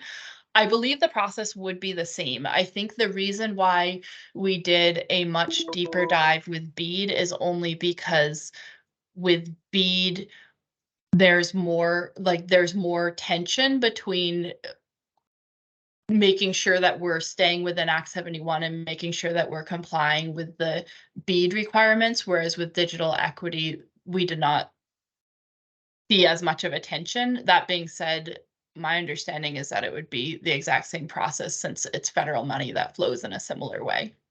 I would just posit that from my point of view, Act 71 supports the board's work under BEAD as it applies to construction and building, and does not support the board's work with regard to digital equity, but that's something that we're going to have a longer talk about. Okay. Heard. And we can, when Doug, I don't believe Doug is with us yet. When Doug joins us, we can have him confirm that this same process is true for digital equity. Laura, or are there other questions now before I go into some of the deeper into some of the specifics? I'm good. Okay. Okay, so this is a very, very busy slide, and I am not going to go through all of it, but I really actually did want to put this information out here for both the public and for the board's reference. And it's called BEAD Act 71 conflicts, and I put conflicts in quotation marks because I really wanted to, the point I'm trying to make with this slide is that when you first read through the BEAD, NOFO, and Act 71, there are a lot of apparent places of tension where there's kind of this feeling of, okay, BEAD is over here, Act 71's over here. How do these two how can we reconcile the needs of these two different documents?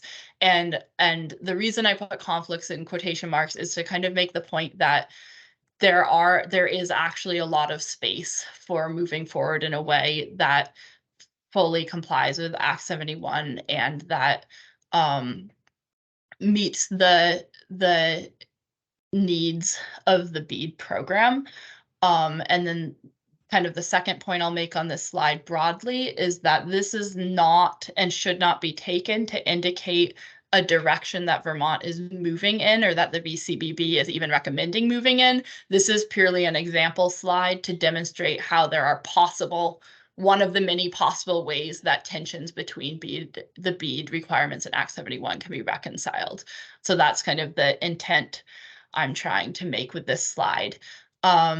Starting at the top here, subgrantee selection is something I'm going to get into quite a bit further on the coming slides, but kind of at the highest level, the initial apparent tension is that the BEAD process is extremely clear that this must be a competitive process that's open to all provider types, and that emphasizes the lowest use of federal funds. So basically the lowest project cost combined with the highest match cost as part of the selection process. And Act 71 strongly emphasizes universal community broadband solutions within universal service plans as kind of the highest criteria for who receives money. And so that's one example of like a potential place of tension.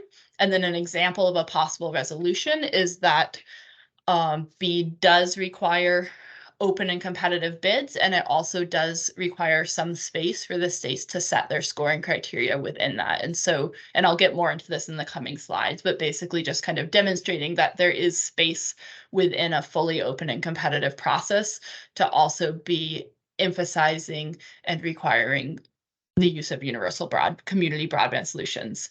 That being said, Vermont is in the process of asking a large number of clarifying questions to the NTIA. Well, we're in the process of awaiting answers from the NTIA on a large number of clarifying questions. And so we're really I'm kind of giving all the information we have at this point in time, but we're really trying to better understand where there is and is not flexibility within this process, especially for a state like Vermont that is so much further along our broadband plan with our broadband planning work than most states. There's a difference in the definition of unserved and underserved between BEAD and Act 71, with eligible addresses for BEAD funding going all the way up to anything below 120. There's possible ways to resolve this. One possible option would be to allow funds to be used all the way up to 120, as BEAD suggests, since one thing we have found is that a lot of the addresses on our state maps between 25.3 and 120 are DSL addresses that in reality actually do receive less than 25.3 service anyway and are claiming higher than that. So one possible resolution would be to just simply go with the BEAD definition, but there's also other ways we could deal with that if staying to the 25.3 definition felt important. BEAD only requires service of 120. Act 71 requires service of 100, but we have been told that 120 is a floor and not a ceiling, and requiring service of 100 is a fine way to proceed. High cost addresses, I guess I said I was not going through this full slide, and I'm now going through this full slide, but I do actually think this is a critically important slide, so I do think it's worth spending a little bit of time on. High cost addresses is the difference between BEAD and Act 71, where Act 71 requires serving every on-grid address and does not fund off-grid addresses. BEAD, on the other hand, is kind of agnostic as to on or off grid, but it allows the state to set a price threshold above which you do not have to use fiber, or above which you can use an alternate technology with a slower speed. So we're awaiting clarity from the NTIA as to what our options are for how we can kind of integrate those two definitions. The mapping data is going to be a challenge. VCVB is used to using our PSD data with the mapping policy that our board passed. BEAD requires starting with this FCC data as a starting point, and then the state develops a challenge process to it. The concern that we're trying to understand more of and are awaiting clarity on is whether we can challenge the location, the address locations, or just the service availability. And that's a pretty big difference that we're waiting to understand. And then the project area, in BEAD, the state can define its own project area, but it has to be at least 80% underserved addresses in that area. In Act 71, of course, it's a CUD or town. There's possible ways to mush those two together by defining the project area as the CUD or town, but maybe drawing it to include only the underserved plus no more than 20% served within there. And then the match is a huge piece, which BEAD requires a 25% match for projects and Act 71 does not. And so we're awaiting answers about how we can use our ARPA money and how we can otherwise support applicants to the BEAD process with the match requirements. Hey, Lucy, I think let's stay on the slide for a minute, just to make sure we don't have any questions from the board, because I think as you've taken the time, thank you. That was an important slide. Do we have any questions from the board on this particular slide? Okay. I don't have a question, but I just want to say, I think the slide is fabulous. And I'm just wondering if there's anything else that could be on this. Do you think, Lucy, this is a comprehensive list of the comparisons? Patty, I would have to go back and look at that to get back to you. It was not intended to be a comprehensive list of every single issue. I tried to pull out the biggest ones, and I tried to kind of group them into categories. If you're interested, I can go back and look and see which, I mean, I guess, let me put it this way, there's a lot that are almost not worth mentioning because they're just like differences that there's no problem, that is just, they're different, but the NTIA has said it's fine to just go forward the way Vermont has. So I left those off, and I could go back and look and see what other ones I left off for the sake of just space on the slide that are actually, that are not in that category, but that are actually kind of still issues Yeah, we're working to the only resolve. thing, I would be looking for only big picture, not big picture, big ticket items. I wouldn't want to Yeah. micromanage this to have a, a table that's 20 pages long. Okay. But this is huge, bad. I mean, another huge big ticket item that I left off this slide just because I'm going to talk about it a little bit later is there's a letter of credit requirement in BEAD for subgrantees to provide a letter of credit for 25% of the amount of their award. And this potentially poses a large challenge towards having our process be fully open to all applicants, including newer applicants, smaller applicants, and applicants that might particularly have challenges with getting the letter of credit. That's not a requirement under Act 71, and that's something that VCV is actively pursuing possible paths forward on, to make sure that that's not going to be preventing groups of applicants from applying. Yeah, I suggest throwing that one on there too. Okay. Thank Yeah, you. Lucy, I'll leave it to your judgment, but does it make, Doug is here now.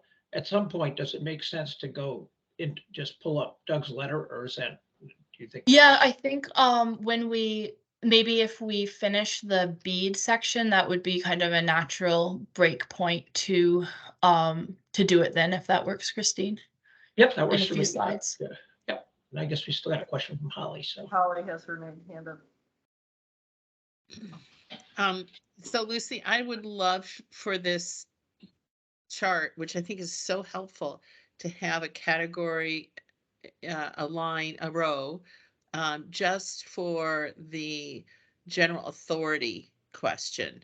Because it sounds to me like the federal legislation anticipates a very broadly operating broadband authority at the state level. And I see our Act 71 authority as being advisory to the CUDs and fiduciary to pre-construction and construction grants. And it does say, it says that we have authority as necessary to do those things, but I would really ask that we keep that window open by documenting it here, because it seems to me that what we need is a legal opinion, frankly. On Yeah, this. we actually have that, Holly. That's actually the Oh, letter from that's Doug. so great. Okay, Yeah. great. Because RISI isn't really a legal opinion, right? But that's right. No, this is coming from the administration. So, oh, that's great. And my second question is, this thing about the 80%, if you go back to the chart, yep. the 80, I'm wondering, has staff really talked about that, that a project area has to be at least 80% underserved? We have this interesting thing we do with overbuilds. And I'm just wondering, like, is there conflict there? Yeah, so we were actually just just talking about this among staff, and because it's a hard one to kind of communicate, and I think exactly what you're expressing is exactly the challenge, which is that clearly, in the simplest terms, the state can set the project area. Clearly, the project area should be a CUD and or a town outside a CUD, because that's aligning with current practice and with how the construction grants currently work. The 80% makes it a little bit more complicated, because it's if a CUD currently is more, as some of our CUDs are, is more than 80% served with service of at least 120, so basically more than 80% served with cable or fiber, that entire area can't be a project area. a project, but I think it's all in kind of the way we think about the definition of project area, because project area means that you are serving every single, by the BEAD definition, project area means that you will be serving every single address in your project area. And when we like so far at VCVB, when we've talked about a project area being a CUD, what we mean by that is that you'll serve every unserved and underserved address in the CUD. We don't expect applicants to come to us, and we aren't requiring them to overbuild fiber or cable in the CUD. So I think it's just kind of changing the way we're thinking about project area to recognize that project area means what addresses are you committing to serve with the BEAD money. And so then the project area will have to be defined as a subset of the CUD that's no more than 80% underserved, and that covers and that provides universal service for every un and underserved address. No less than, yeah. So it's hard to kind of express, but yeah, it's like some subset of the CUD that's no less than every on an underserved address and no more than 20% above that. Does that answer? Or I mean, I don't, beyond that, we don't have answers yet from the NTIA. So I feel like that's kind of saying that that's telling you the extent of what we know at this point.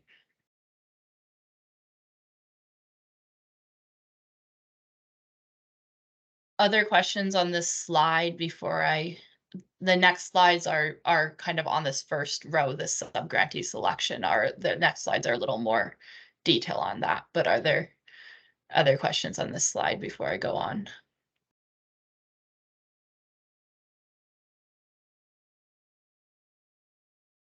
Okay. Sub-grantee selection requirements. So this is getting back to this first row here, the fact that this BEAD process, which must be open and competitive with emphasis on the lowest amount of federal funds required, and how that interacts with the Act 71 requirements of a universal community broadband solution. So for sub-grantee selection, it must be competitive. There's prescriptive parameters in the NTIA, like I said, and then at the bottom here, this graphic. So there's two categories of parameters. There's gating parameters and scoring parameters, and there's kind of the NTIA we're awaiting guidance from the NTIA as to what can fit into which category. Gating criteria is basically your application will not be considered unless you meet this minimum threshold. So an example of a gating criteria would be if we say you must be providing 100 symmetrical service to every address. That's a gating criteria because someone could have the best proposal ever that does not provide those speeds, and their application is not even considered in the mix. Scoring criteria is amongst the applicants that make it through the gating criteria. How do we score them? So this is sourced from the NTIA guidance. So sub-grantee selection requirements, the sub-grantee qualifications have to do with demonstrating that the sub-grantee can actually complete the work. And then the other gating requirement is this letter of credit requirement, which is one of the large concerns, as I said previously. And we're working with the NTIA. We've requested to understand more about what the possibility is of requesting a waiver to this. At the same time, if we are not granted a waiver, there also are national groups kind of working on this issue and recognizing that it's a challenge all throughout the US. We're kind of working on contingency plans of how we can address this requirement if there is not an option for a waiver. General principles just have to do with the fairness of the process. And then over here on the right, prioritization and scoring principles. So there are primary criteria that the NTIA outlines for scoring, and those primary criteria collectively have to be 75% of the weight of your total scoring criteria. Those primary criteria are minimal bead program outlay, which is basically the least amount of public funding per address built, affordability, and fair labor practices. Once you've addressed 75% of your total criteria with those primary criteria, the remaining 25% is flexible for the state to kind of base on existing state values and needs. Up here in the right, matching funds. So BEAD requires that 25% of the project is match. We've asked if this must be 25% of every single project or can be an average of 25% of the projects across the state of Vermont, and we're awaiting guidance on that. And we're also just looking into understanding better what can be counted as match. This is the last slide within just kind of this little bead section, and then maybe we can go back and hear a little bit more from Doug. But just, this is not an exhaustive list. These are a few remaining obstacles I wanted to highlight, recognizing that there's plenty more than that. Developing the state FCC map challenge process and getting that to a place where it will work for us as we kind of start with a map that is not great and try to make it accurate to Vermont is a challenge we're working on. Letter of credit I've spoken plenty about. Understanding how all of this intersects with state and federal permitting, including environmental permitting, general lack of clarity from the NTIA, and then just for all of us, staff, board members, and potential applicants, just recognizing that we will need to remain very flexible throughout this process as the information is developing, and kind of as frustrating as it can be to not always have the clear timeline or the clear answers, just recognizing that we are working as best as we can with the information that we have. Are there questions on those last few slides?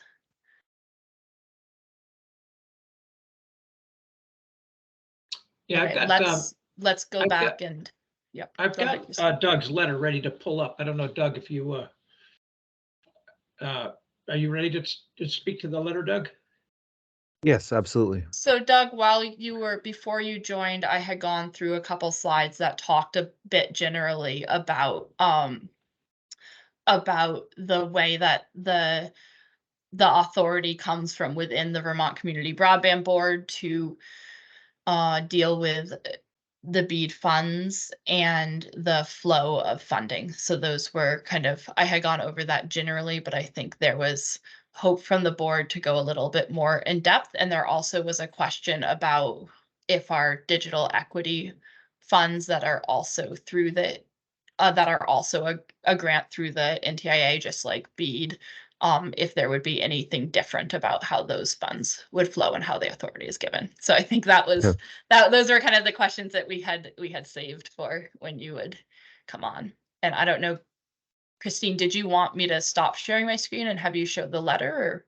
Yeah, why don't I What was pull the your letter up? preference? Yeah, go ahead, stop sharing and I'll pull the letter up, and then Doug, we can walk through it. Doug produced this for the board meeting. We received it. I don't know, might have received it. You might have sent it out Friday, but I received it today. But I thought I think we got it this morning. yeah, thank you for your work on this, Doug. So, can you see the memo? Can you make it bigger, Christine? We can see I can make it bigger. Yeah, yeah. It's hard to read. See it. Yep. How's that? Yep. Okay.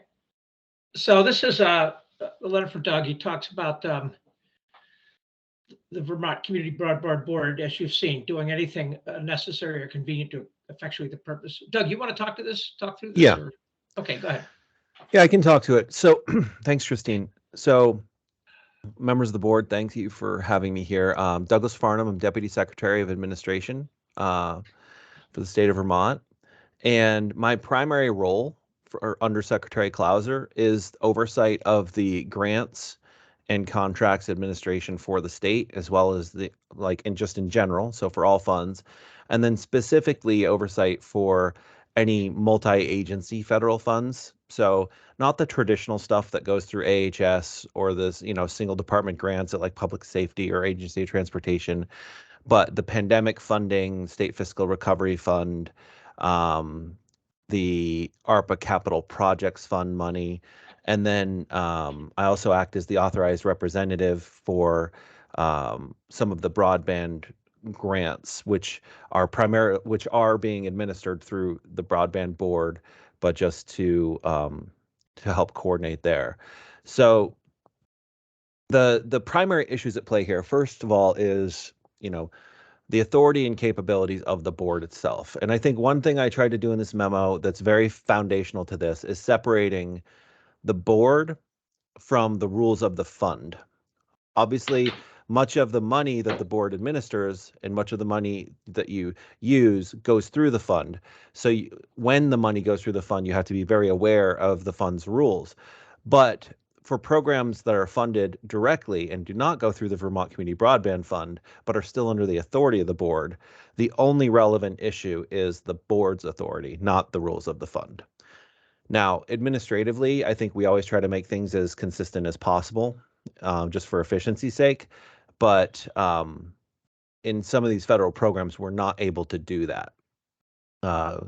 And that's kind of what we're running into with the NTIA a lot. We're trying to convince them in as many places to allow us to be consistent with our existing programs and existing criteria. But there are some areas where, as Lucy said, there's not a perfect match, and they're only going to budge so far for us. So the portion that's up on the screen right now deals with the board's authority.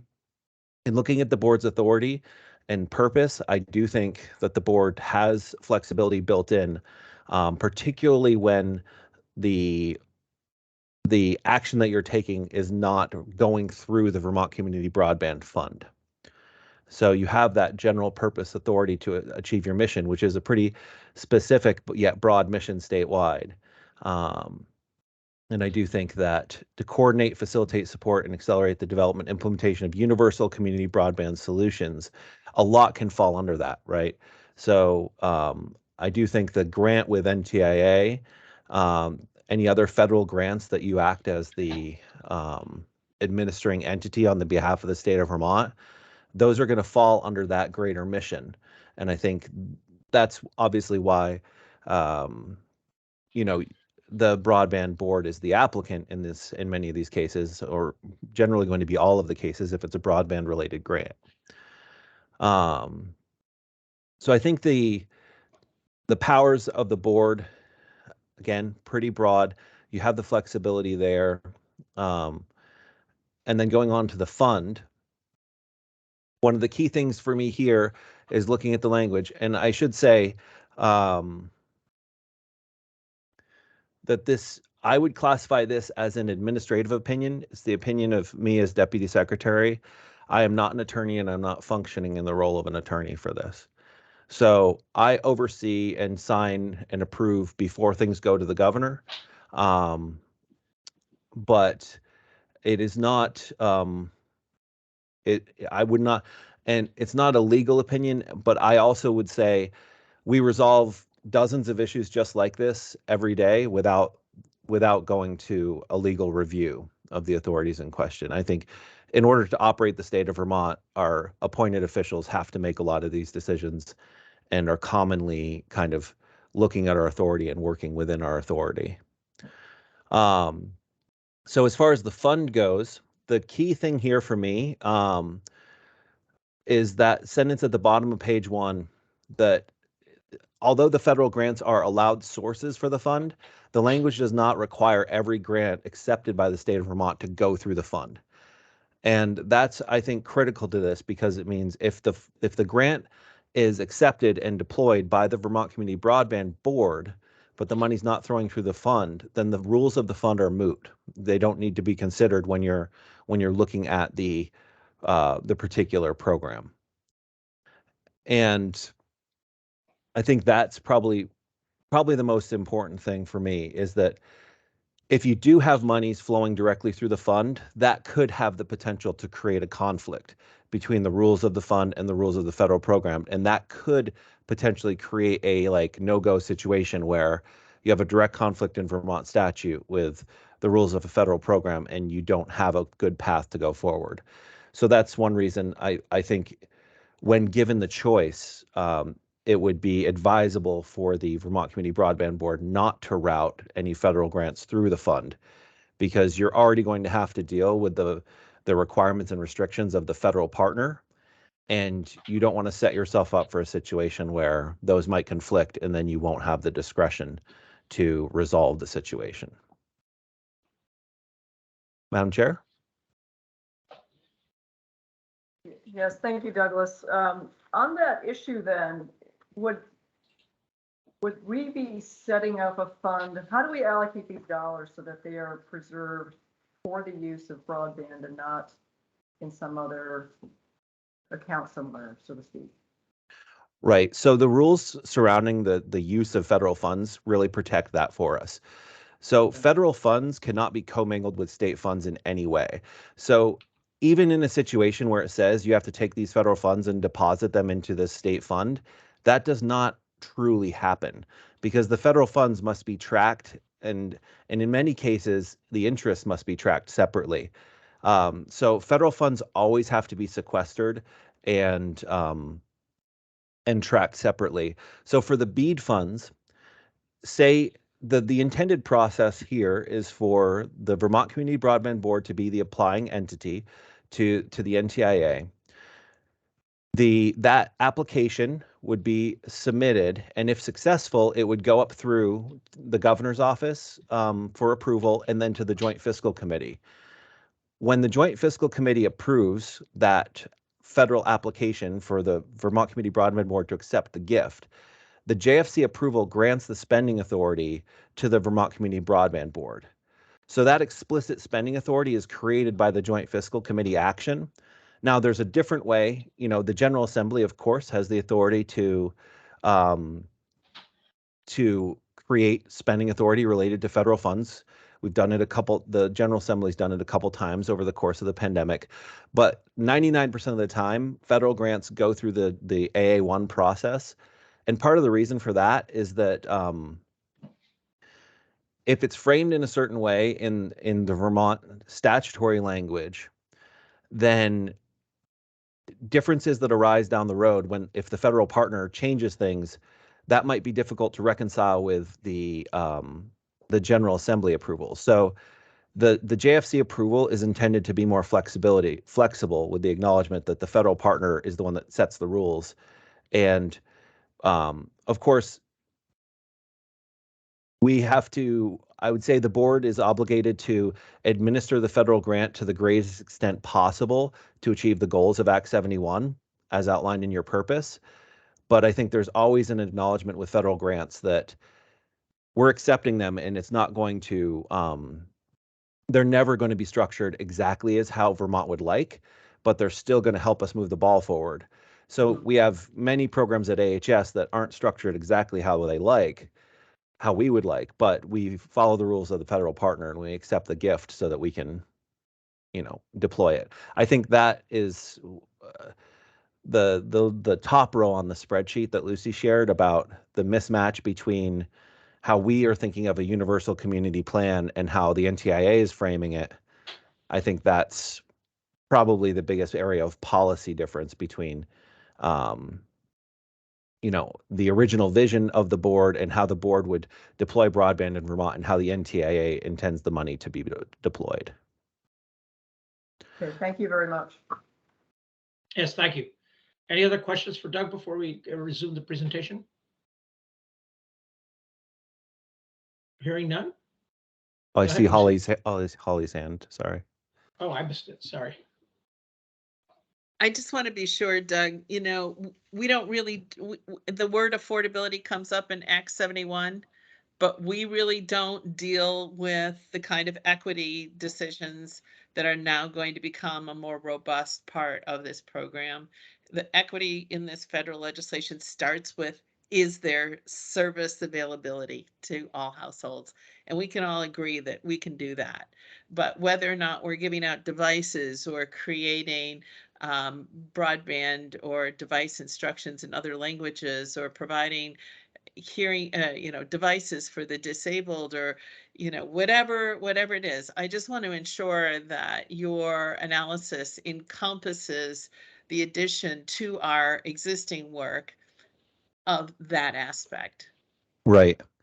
I think that's a great question, and is actually kind of easy to spell out. So in many cases, so you have right now the pre-construction program, the construction program, you have programs that were explicitly created by Act 71. And generally speaking, the board isn't likely to take the steps to create a program without action by the General Assembly to create it. I think if you had funding that was discretionary, you probably could create small programs, but generally speaking, probably not going to be creating programs on your own initiative, right? In cases where you receive a federal grant, the authority to take those actions, to spend that money, to take on those new uses of funds, that's all has to be spelled out in the AA1, in the grant acceptance form. And so what you're doing is the board would be laying out the different ways it's going to be using that federal money. And then the legislature, through the Joint Fiscal Committee, gets the opportunity to review those intended uses and approve those intended uses. So that's where you get your spending authority, not just to accept the funds and spend the funds, but to get that new authority to do different things with the money and to do whatever you need to do. Now, if it's not spelled out in the acceptance package, that's where you could run into an authority issue, where if something wasn't articulated in that initial grant acceptance form, and then you spend the money in a manner that's not consistent with what's in the initial acceptance, we've run into that a couple times, and usually the path there is at the next Joint Fiscal Committee meeting that's scheduled. We notify the Joint Fiscal Committee meeting and see if that committee has any concerns with that award being spent. So you can get your spending authority kind of modified down the road if there's a significant deviation from the original acceptance. Thank you very much. Okay, Lucy, take it away. Thank you, Doug. And thanks, Doug, for all of your help with this, Yes. not just today. Yes, very much so. That was even very helpful. Okay, so the final part of what I wanted to share with you all today, and thank you for kind of bearing with, I know this is a ton of information. It felt really important to be kind of starting from the beginning and making sure we're all on the same page, understanding the same information. But so the final part I wanted to share with you is just talking a little bit about what we anticipate all of this means moving forward, and including when, where, and how we hope and envision that our board will be helping us with setting the direction.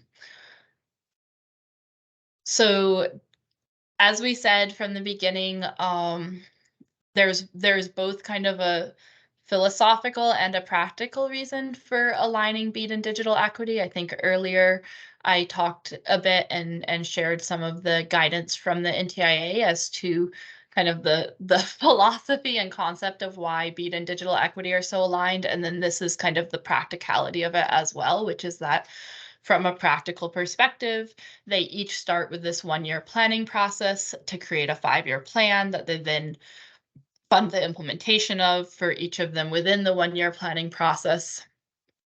There's a strong outreach and engagement component in many cases to many of the same groups. And then there's kind of a drafting process, and then releasing a first draft of these plans, and then receiving public input and refining it to a final draft, as well as kind of a project management component. So basically, in looking through the timeline, we from a practical perspective as well as a philosophical perspective really think it makes sense to be looking at BEAD and digital equity as one kind of aligned effort. And are following federal guidance in that. And so we went through, this is truly just for your own reference.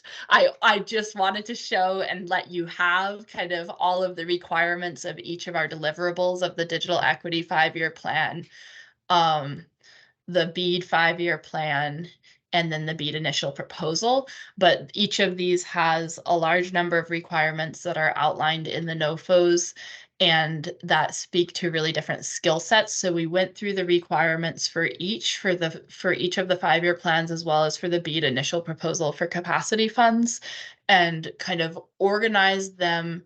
First, we organized them by what we felt that we were able to do in-house and what we felt that we needed outside contractor support by.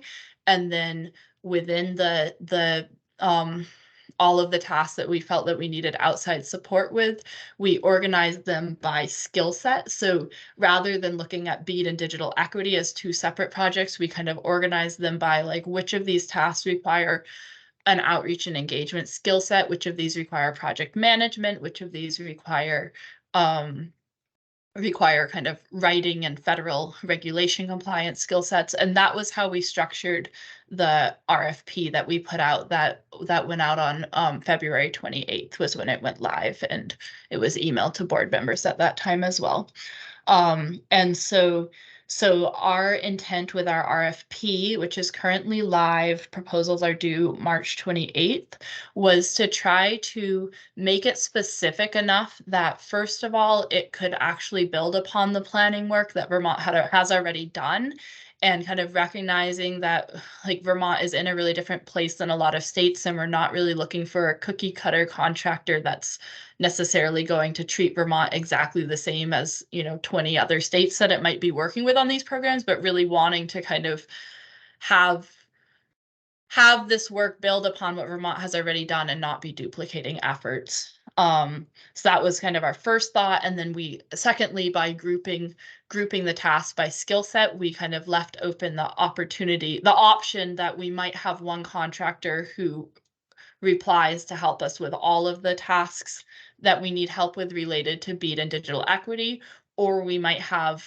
a couple contractors that have different areas of expertise. And particularly as we think about the equity related outreach and engagement work, we wrote it in this way to try to make it possible for maybe smaller groups that might have really strong knowledge of equity work, of outreach and engagement work, or of Vermont specific, or might have Vermont specific connections, that they would be able to potentially have the option to apply and not be eliminated, perhaps for lack of having some of the federal requirement experience.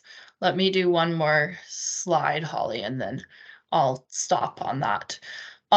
So this is just one last thing about how our RFP is structured.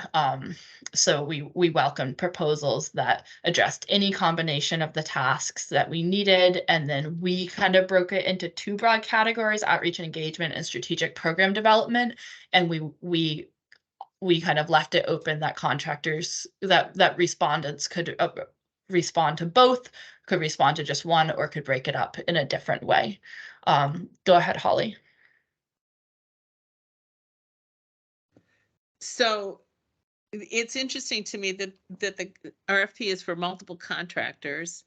And so who is tasked in this is really Christine question, who is tasked at the VCBB for bringing this all together in a plan? Is that this? Oh, I'm sorry. Holly, are you asking about contractor selection, or are you asking about? No. Okay. This assumes, you even just said that, part of it is outreach and engagement, and part of it is technical support. And, I can envision things that might fall in between, but my real question is, if you have multiple parties providing advice and design service on these kind of programs, or maybe even fulfilling these programs, who's bringing all of that together in one unified plan, and who is that person at the VCBB who manages that? Well, I guess it's, I think at some point, we're going to be talking about how this all board gets approved by the board and where you interject. And right now, that all falls under my responsibility. I pull it, I'm the team leader who kind of pulls all this together. So I am personally involved on the equity side and the infrastructure side. But certainly when we talk about board involvement, the reason, of course, we're taking all the time, as you can see, this is pretty elaborate, and we do want, we will report out weekly. You want to just take, maybe you can hold that question. I don't know, Lucy, Holly, am I answering the right question? Well, here's the thing. Maybe you are and maybe you aren't, but when you design an RFP, you kind of need to know what the end game is. Yeah. And so since you're not just looking for somebody to manage equity and inclusion, or not just manage BEAD grant programs, it's kind of across the board. There's multiple responses and multiple vendors that could be appropriate. And I'm just asking, okay, if you have, let's say that you decide that to have a full complement of digital equity and BEAD expertise, you have to hire 5 vendors. Are you adding 5 direct reports, Christine, or are you going to hire somebody, is one of your existing staff people going to be the digital equity and federal BEAD czar? Yeah, so let me just say, organizationally, Lucy is taking the lead on the infrastructure. Alyssa is taking the lead on the equity. I'm involved heavily, of course. Of course. It is the work of the staff to get this done. Now, the reason we thought about this very carefully when we developed the RFP is, there's value in having one contractor, but there's also value in taking advantage of smaller contractors. We have to decide, of course, with very much being informed by the board. This is where we're going to look for the board for strong feedback. It's what we're capable of doing, because there's the challenge of having one contractor do it all is, first of all, it's very expensive. It kind of removes the work from the team. So we want to be intimately involved and with the answer. We've seen states where they contracted out to one vendor who just does it all for them, and that does work. And maybe that'd be the direction we would go. But we also want to take advantage of the fact that maybe we'd even get a better result by managing multiple subcontractors. The responses to the RFP are going to inform that answer.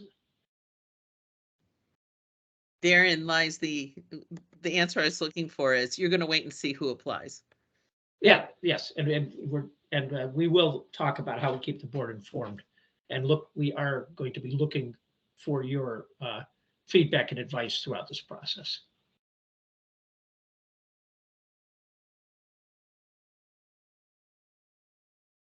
Should I continue, Christine? Yeah, yep. Go ahead. I'm done. Thanks.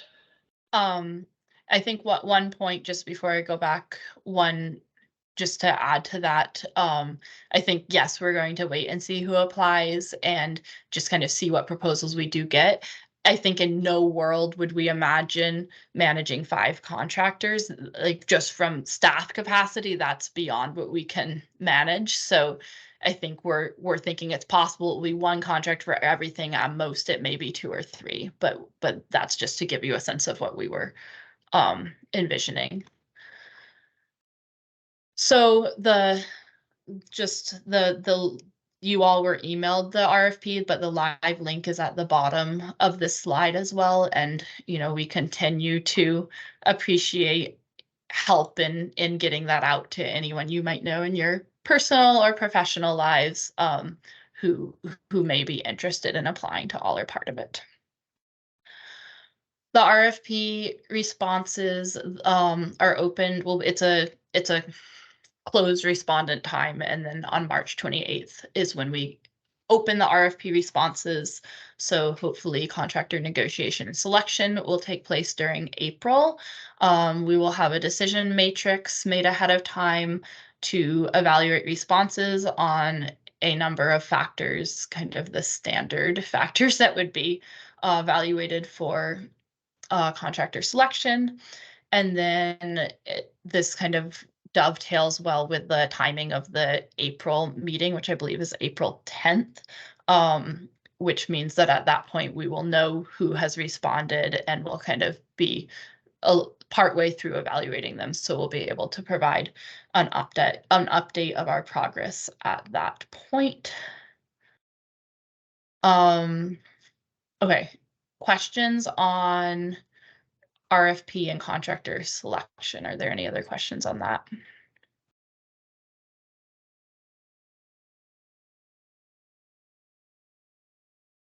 Okay, so this slide we've kind of referenced a few times. This was us trying to outline the board role and involvement throughout this process. And this is kind of to put in front of you to see if this makes sense as far as what we're thinking. So looking on, starting with the column on the right first, kind of, and working backwards from that, where is there a vote required, or where will staff feel most comfortable with a vote from the board? And those points would be on our BEAD initial proposal before we send it to the NTIA, which is where we outline how we plan to use the state capacity funds for BEAD, on our BEAD 5-year plan, on our digital equity 5-year plan, and on the BEAD final proposal. So that is where we would hope that you will agree that it would be helpful, either helpful or required, to have a board vote. Moving back from that to the middle column, what milestones do we think should be shared specifically and directly with the board? That would be when our contractor, whoever is selected, has an outreach and engagement plan and timeline. And then, of course, the board would be welcome and encouraged to attend any of the public outreach events that you would be interested to. And then when we have the drafts for each of the 5-year plan. And then all the way on the left column, kind of the more like the how to stay informed and provide advice on the more day-to-day work of this project, would be every week in the weekly update. Pretty much everything we do related to BEAD and digital equity is included in there in the NTIA federal grant section of the weekly update.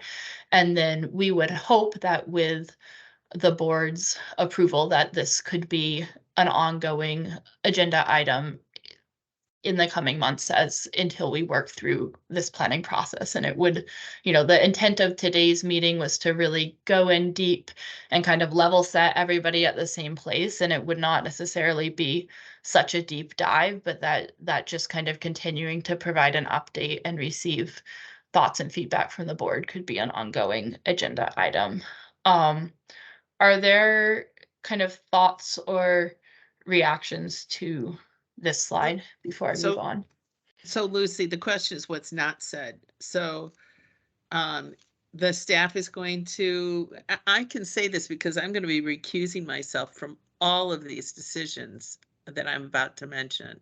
So because I have been involved in digital equity in one form or another.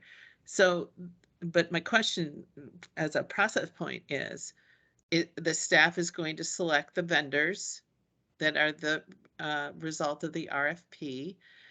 There is going to be grant money allocated to certain vendors and maybe other programs. Who authorizes those grants? My understanding is that the staff would authorize that under our current kind of oversight of within the budgets we have for the BEAD and digital equity planning grants. But I think I would see if anyone else on staff has more thoughts or information about that.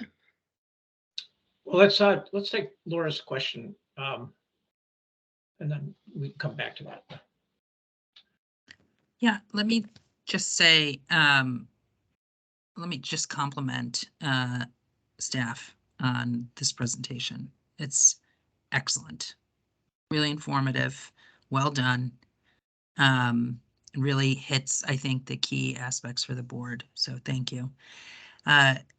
Is there an opportunity for, or have you all discussed having any kind of public dashboard on BEAD progress, or some element on our dashboard about BEAD progress?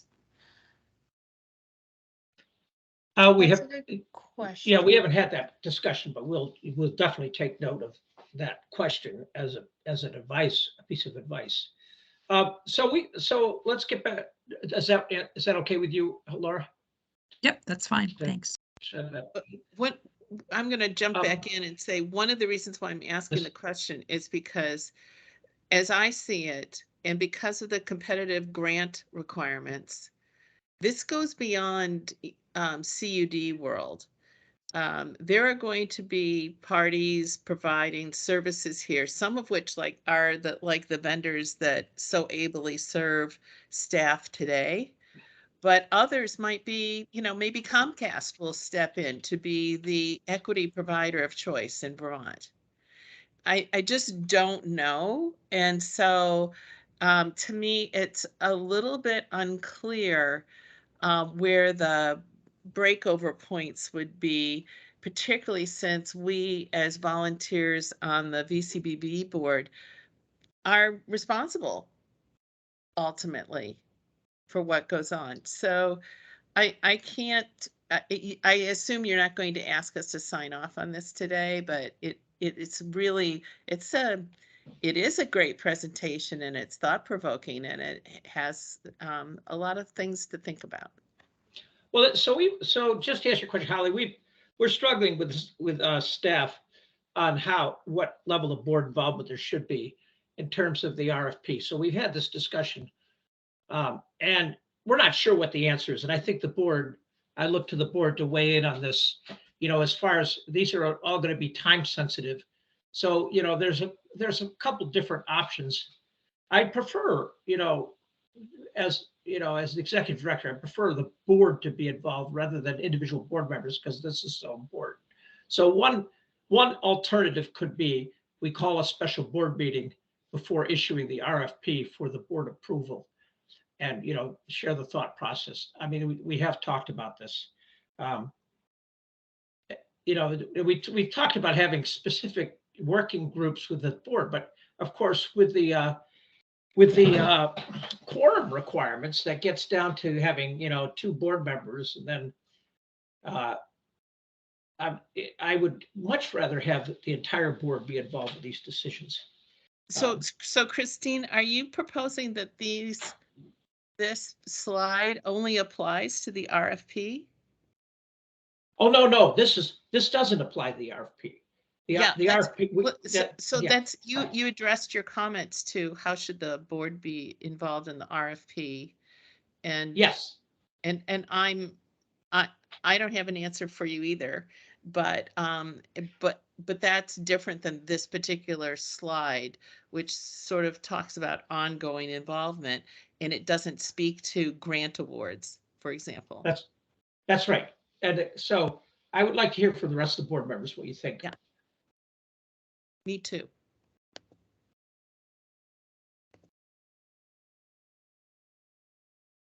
I mean, my reaction, Christine, is that you're going to want to have a board decision on grant allocations, like the major items, we don't want to micromanage, but the major things should have some board oversight. Certainly grant allocations I would see as a board decision. Patty, can you be more specific about what you mean by grant allocations? Like the BEAD initial proposal that's what we would be sending to the NTIA as our plan of requesting our allocated funds and our plan of how we would use them. Do you mean something different than that, or is that what you mean? So in the BEAD program, there's going to be bids. I contemplate that entities will come in and bid to serve particular areas, and as you said in the BEAD information, Oh. that it's the lowest priced entity that wins, so to speak, but you're also going to score them on a matrix. So you're talking about subgrantee selection for Yes, the BEAD. exactly. Okay, so that would be, I would say that would be, that's a really good point. That would be kind of even beyond the timeline of what I was envisioning on this slide is basically as far ahead as we can really think with the information we have right now is to the point of submitting our plan. And I guess in the plan, it would, like, part of our plan, I'm thinking aloud as I say this, part of our plan would include how we would evaluate applications from subgrantees. And I think the intent is to keep it as close to the current process as possible. So we just need to understand if what the NTIA requirements are. So the board, in voting on the BEAD initial proposal, would be voting on our plan for how we would evaluate subgrantees, which, you know, hopefully would involve that would also be by board vote, unless I there's think some reason why the NTIA does not allow that. I mean, I would think you'd want the framework supported by the VCBV board. So exactly what you just said is that here's the plan, VCB board reviews it, says, yep, thumbs up, or modify this, that, and the other, we agree. Then that gets submitted to the NTIA, and then you use that protocol for evaluation of the subgrantees. Yeah, So, and I think, yeah, Keep sorry. going, Lucy.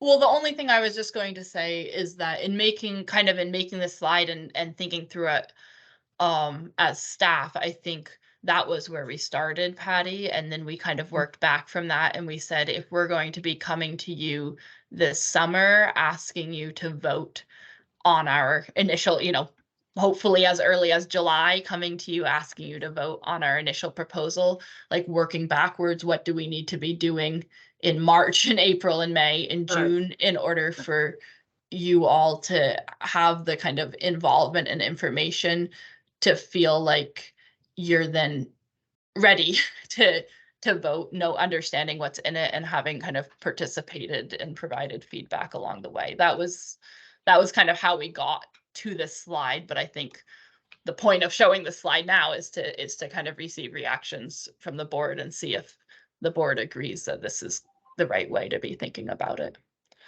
Sorry, Christine.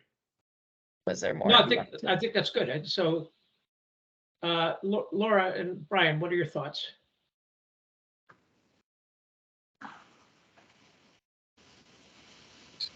So I mean, this slide lays it out in a logical way for me. This I think works for me. Agreed.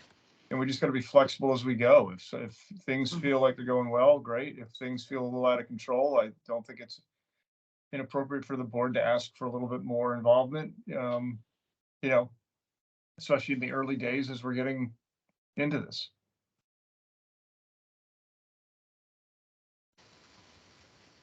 Okay, that's Agreed. Yeah. No. All right, so our job is to keep you as informed as possible, and what we hope from you is to speak out when you think things are not going in the right direction, or provide advice and give us a direction. So right, and also kind of at every point of informing the board, it's also, feedback can be formal and informal. Like, I feel like even just the comments that have been made as I've been presenting today have all been helpful comments that we'll be taking back and working with. yeah, and to stay on track for the open meeting requirements is, if you have feedback, give them to me individually. I'll reach out to Patty, if something seems like we need to get a greater board involvement. So we'll work through that process. Thank you. That was very helpful.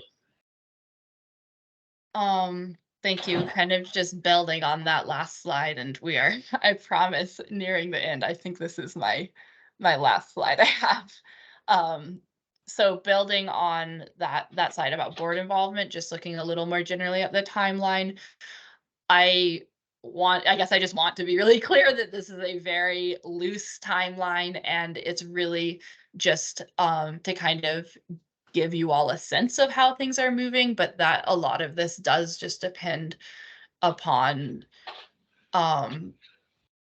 the federal government, the NTIA, how quickly we can receive answers and clarity, and then also some timelines on their end that are fully out of their control. But basically, here we are in March. The RFP is open for respondents. We have a few tasks for both digital equity and BEAD that we think we can do this month to use our time effectively while we're waiting for the RFP responses. And then in April, we'll be working on opening those RFP responses and nailing down a contractor. Following that is when we'll be implementing the outreach and engagement plan that our hope is to have a contractor help with. This brings us to the summer. And as kind of previously stated, June 30th is when the NTIA announces the funding amounts for BEAD. And then anytime in the 6 months following that is when states can submit their initial proposals in order to receive capacity funds. Vermont's target is to submit as soon as we can after the June 30th notice of available amounts. And the reason is because the NTIA has said that they will be reviewing proposals in the order in which they're received. So if Vermont is able to submit our initial proposal in July, even, right, like shortly after, and be right at the front of the line, then that increases our chances of receiving that 20% of capacity funds, that initial allocation of funds, as quickly as possible, which is helpful for ensuring that construction that is already happening in this state that there can be a continuous influx of funding from ARPA as we transition over to BEAD. So our hope is to be submitting our initial proposal this summer, and then similarly, our 5-year plan for BEAD will also be submitted this summer as well. And since they're really integrated, that timeline lines up nicely. Laura, you're muted.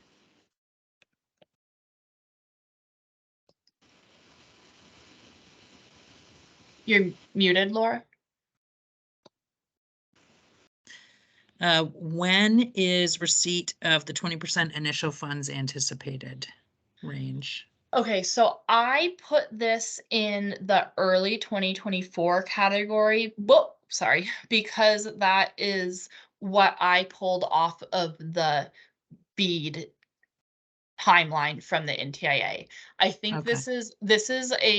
this is a question that we do not have clarity on, basically. What we know is that the notice of available amounts is issued on June 30th, and that the NTIA will be receiving their initial proposals from states in the 180 days following that, and that amount, the 20%, will be allocated after that as the initial proposals are accepted, which is kind of a curing process. It's not, we submit our initial proposal and then there's a back and forth that takes place with the NTIA. So it's not just a one and done. And that the initial proposals will be opened and worked through in the orders that they're received. That's all we know on the NTIA timeline. The earliest it starts to show any amounts being allocated as early 2024. And that some of the timelines are subject to change. And, as we've seen with Middle Mile, we thought there was a good chance we would know by now if we had Middle Mile, but in reality, we're looking at maybe being a couple months out on that. So I kind of hesitated with this timeline because it's hard to put anything firmly, but I also wanted to just give the most information that we have. So how does that do for not answering your question? It's fantastic. What kind of success? Perfect. What kind of monitoring? Well, not monitoring. So just thinking about that and thinking about the CUD builds, and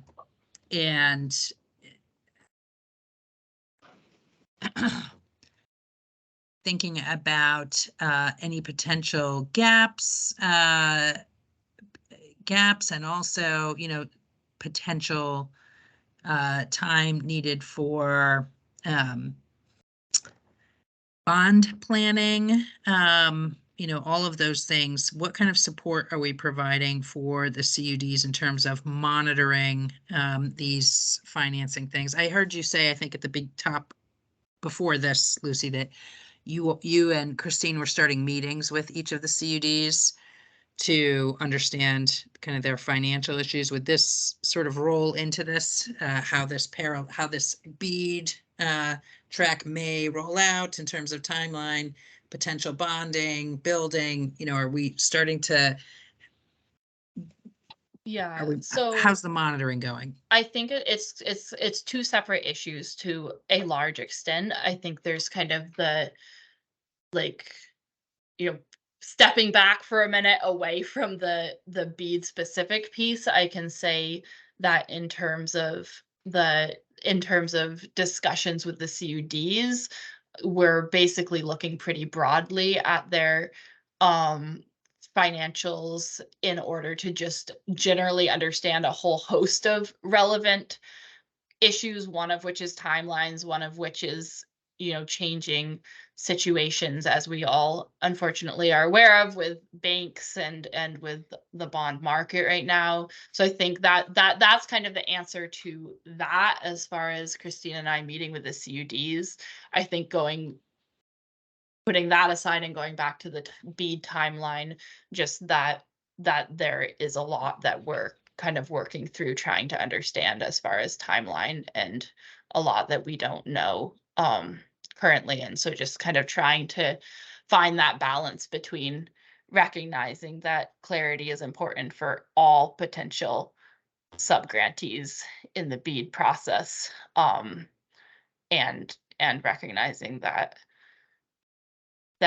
some of that lack of clarity is beyond our control, and some of it is truly the fact that even the process of setting up a BEAD program requires outreach and engagement that we at VCBB haven't done yet. So unfortunately, I think maybe just more in the category of something that we don't know the answer to yet. Okay, thanks.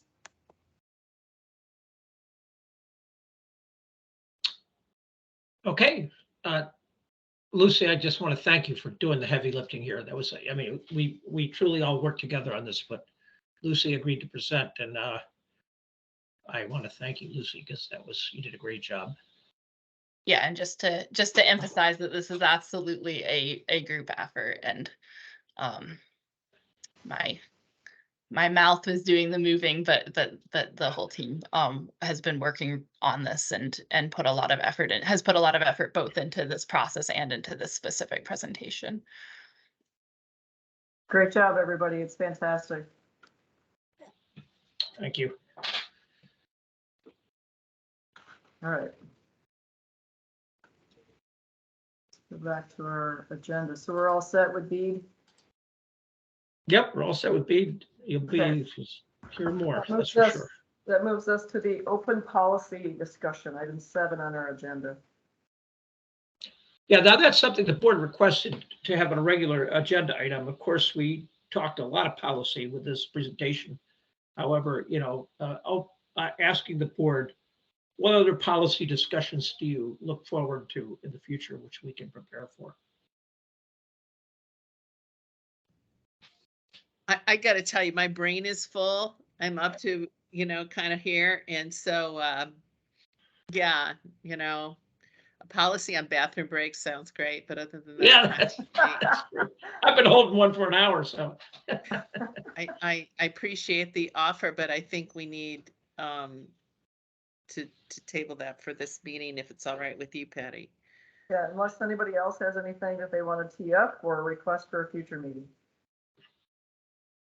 No, I would, my suggestion would be around financials, and I'm happy to talk about that at another meeting, and I see we're already working on that anyway, so we have that teed up for future meetings. Yeah, What- yeah, what's we that- should, What does that mean, Laura? Financials? Just add the frequency and approvals budget and presentations, those types of things. Okay, all right. I of course am always interested in grant monitoring. But Okay. that's not exactly a policy statement, so I gotta take that aside for the time being. okay, great. All right, so let's move on to public comment. Oh, I'm sorry. I'll add one more thing on the policy piece, which is just that we did receive a request from one of the CUDs that's currently working on contract negotiations, that at some point having a bit more specificity and clarity from the board about what the board's expectations are for kind of what at a minimum should be included in contracts between CUDs and their partners. Would be helpful. So I think that's something that staff is thinking about and could possibly be a topic for a future board meeting. I would think that would be great. And you could go through existing agreements and do a categorical list. Of course, they're proprietary agreements, but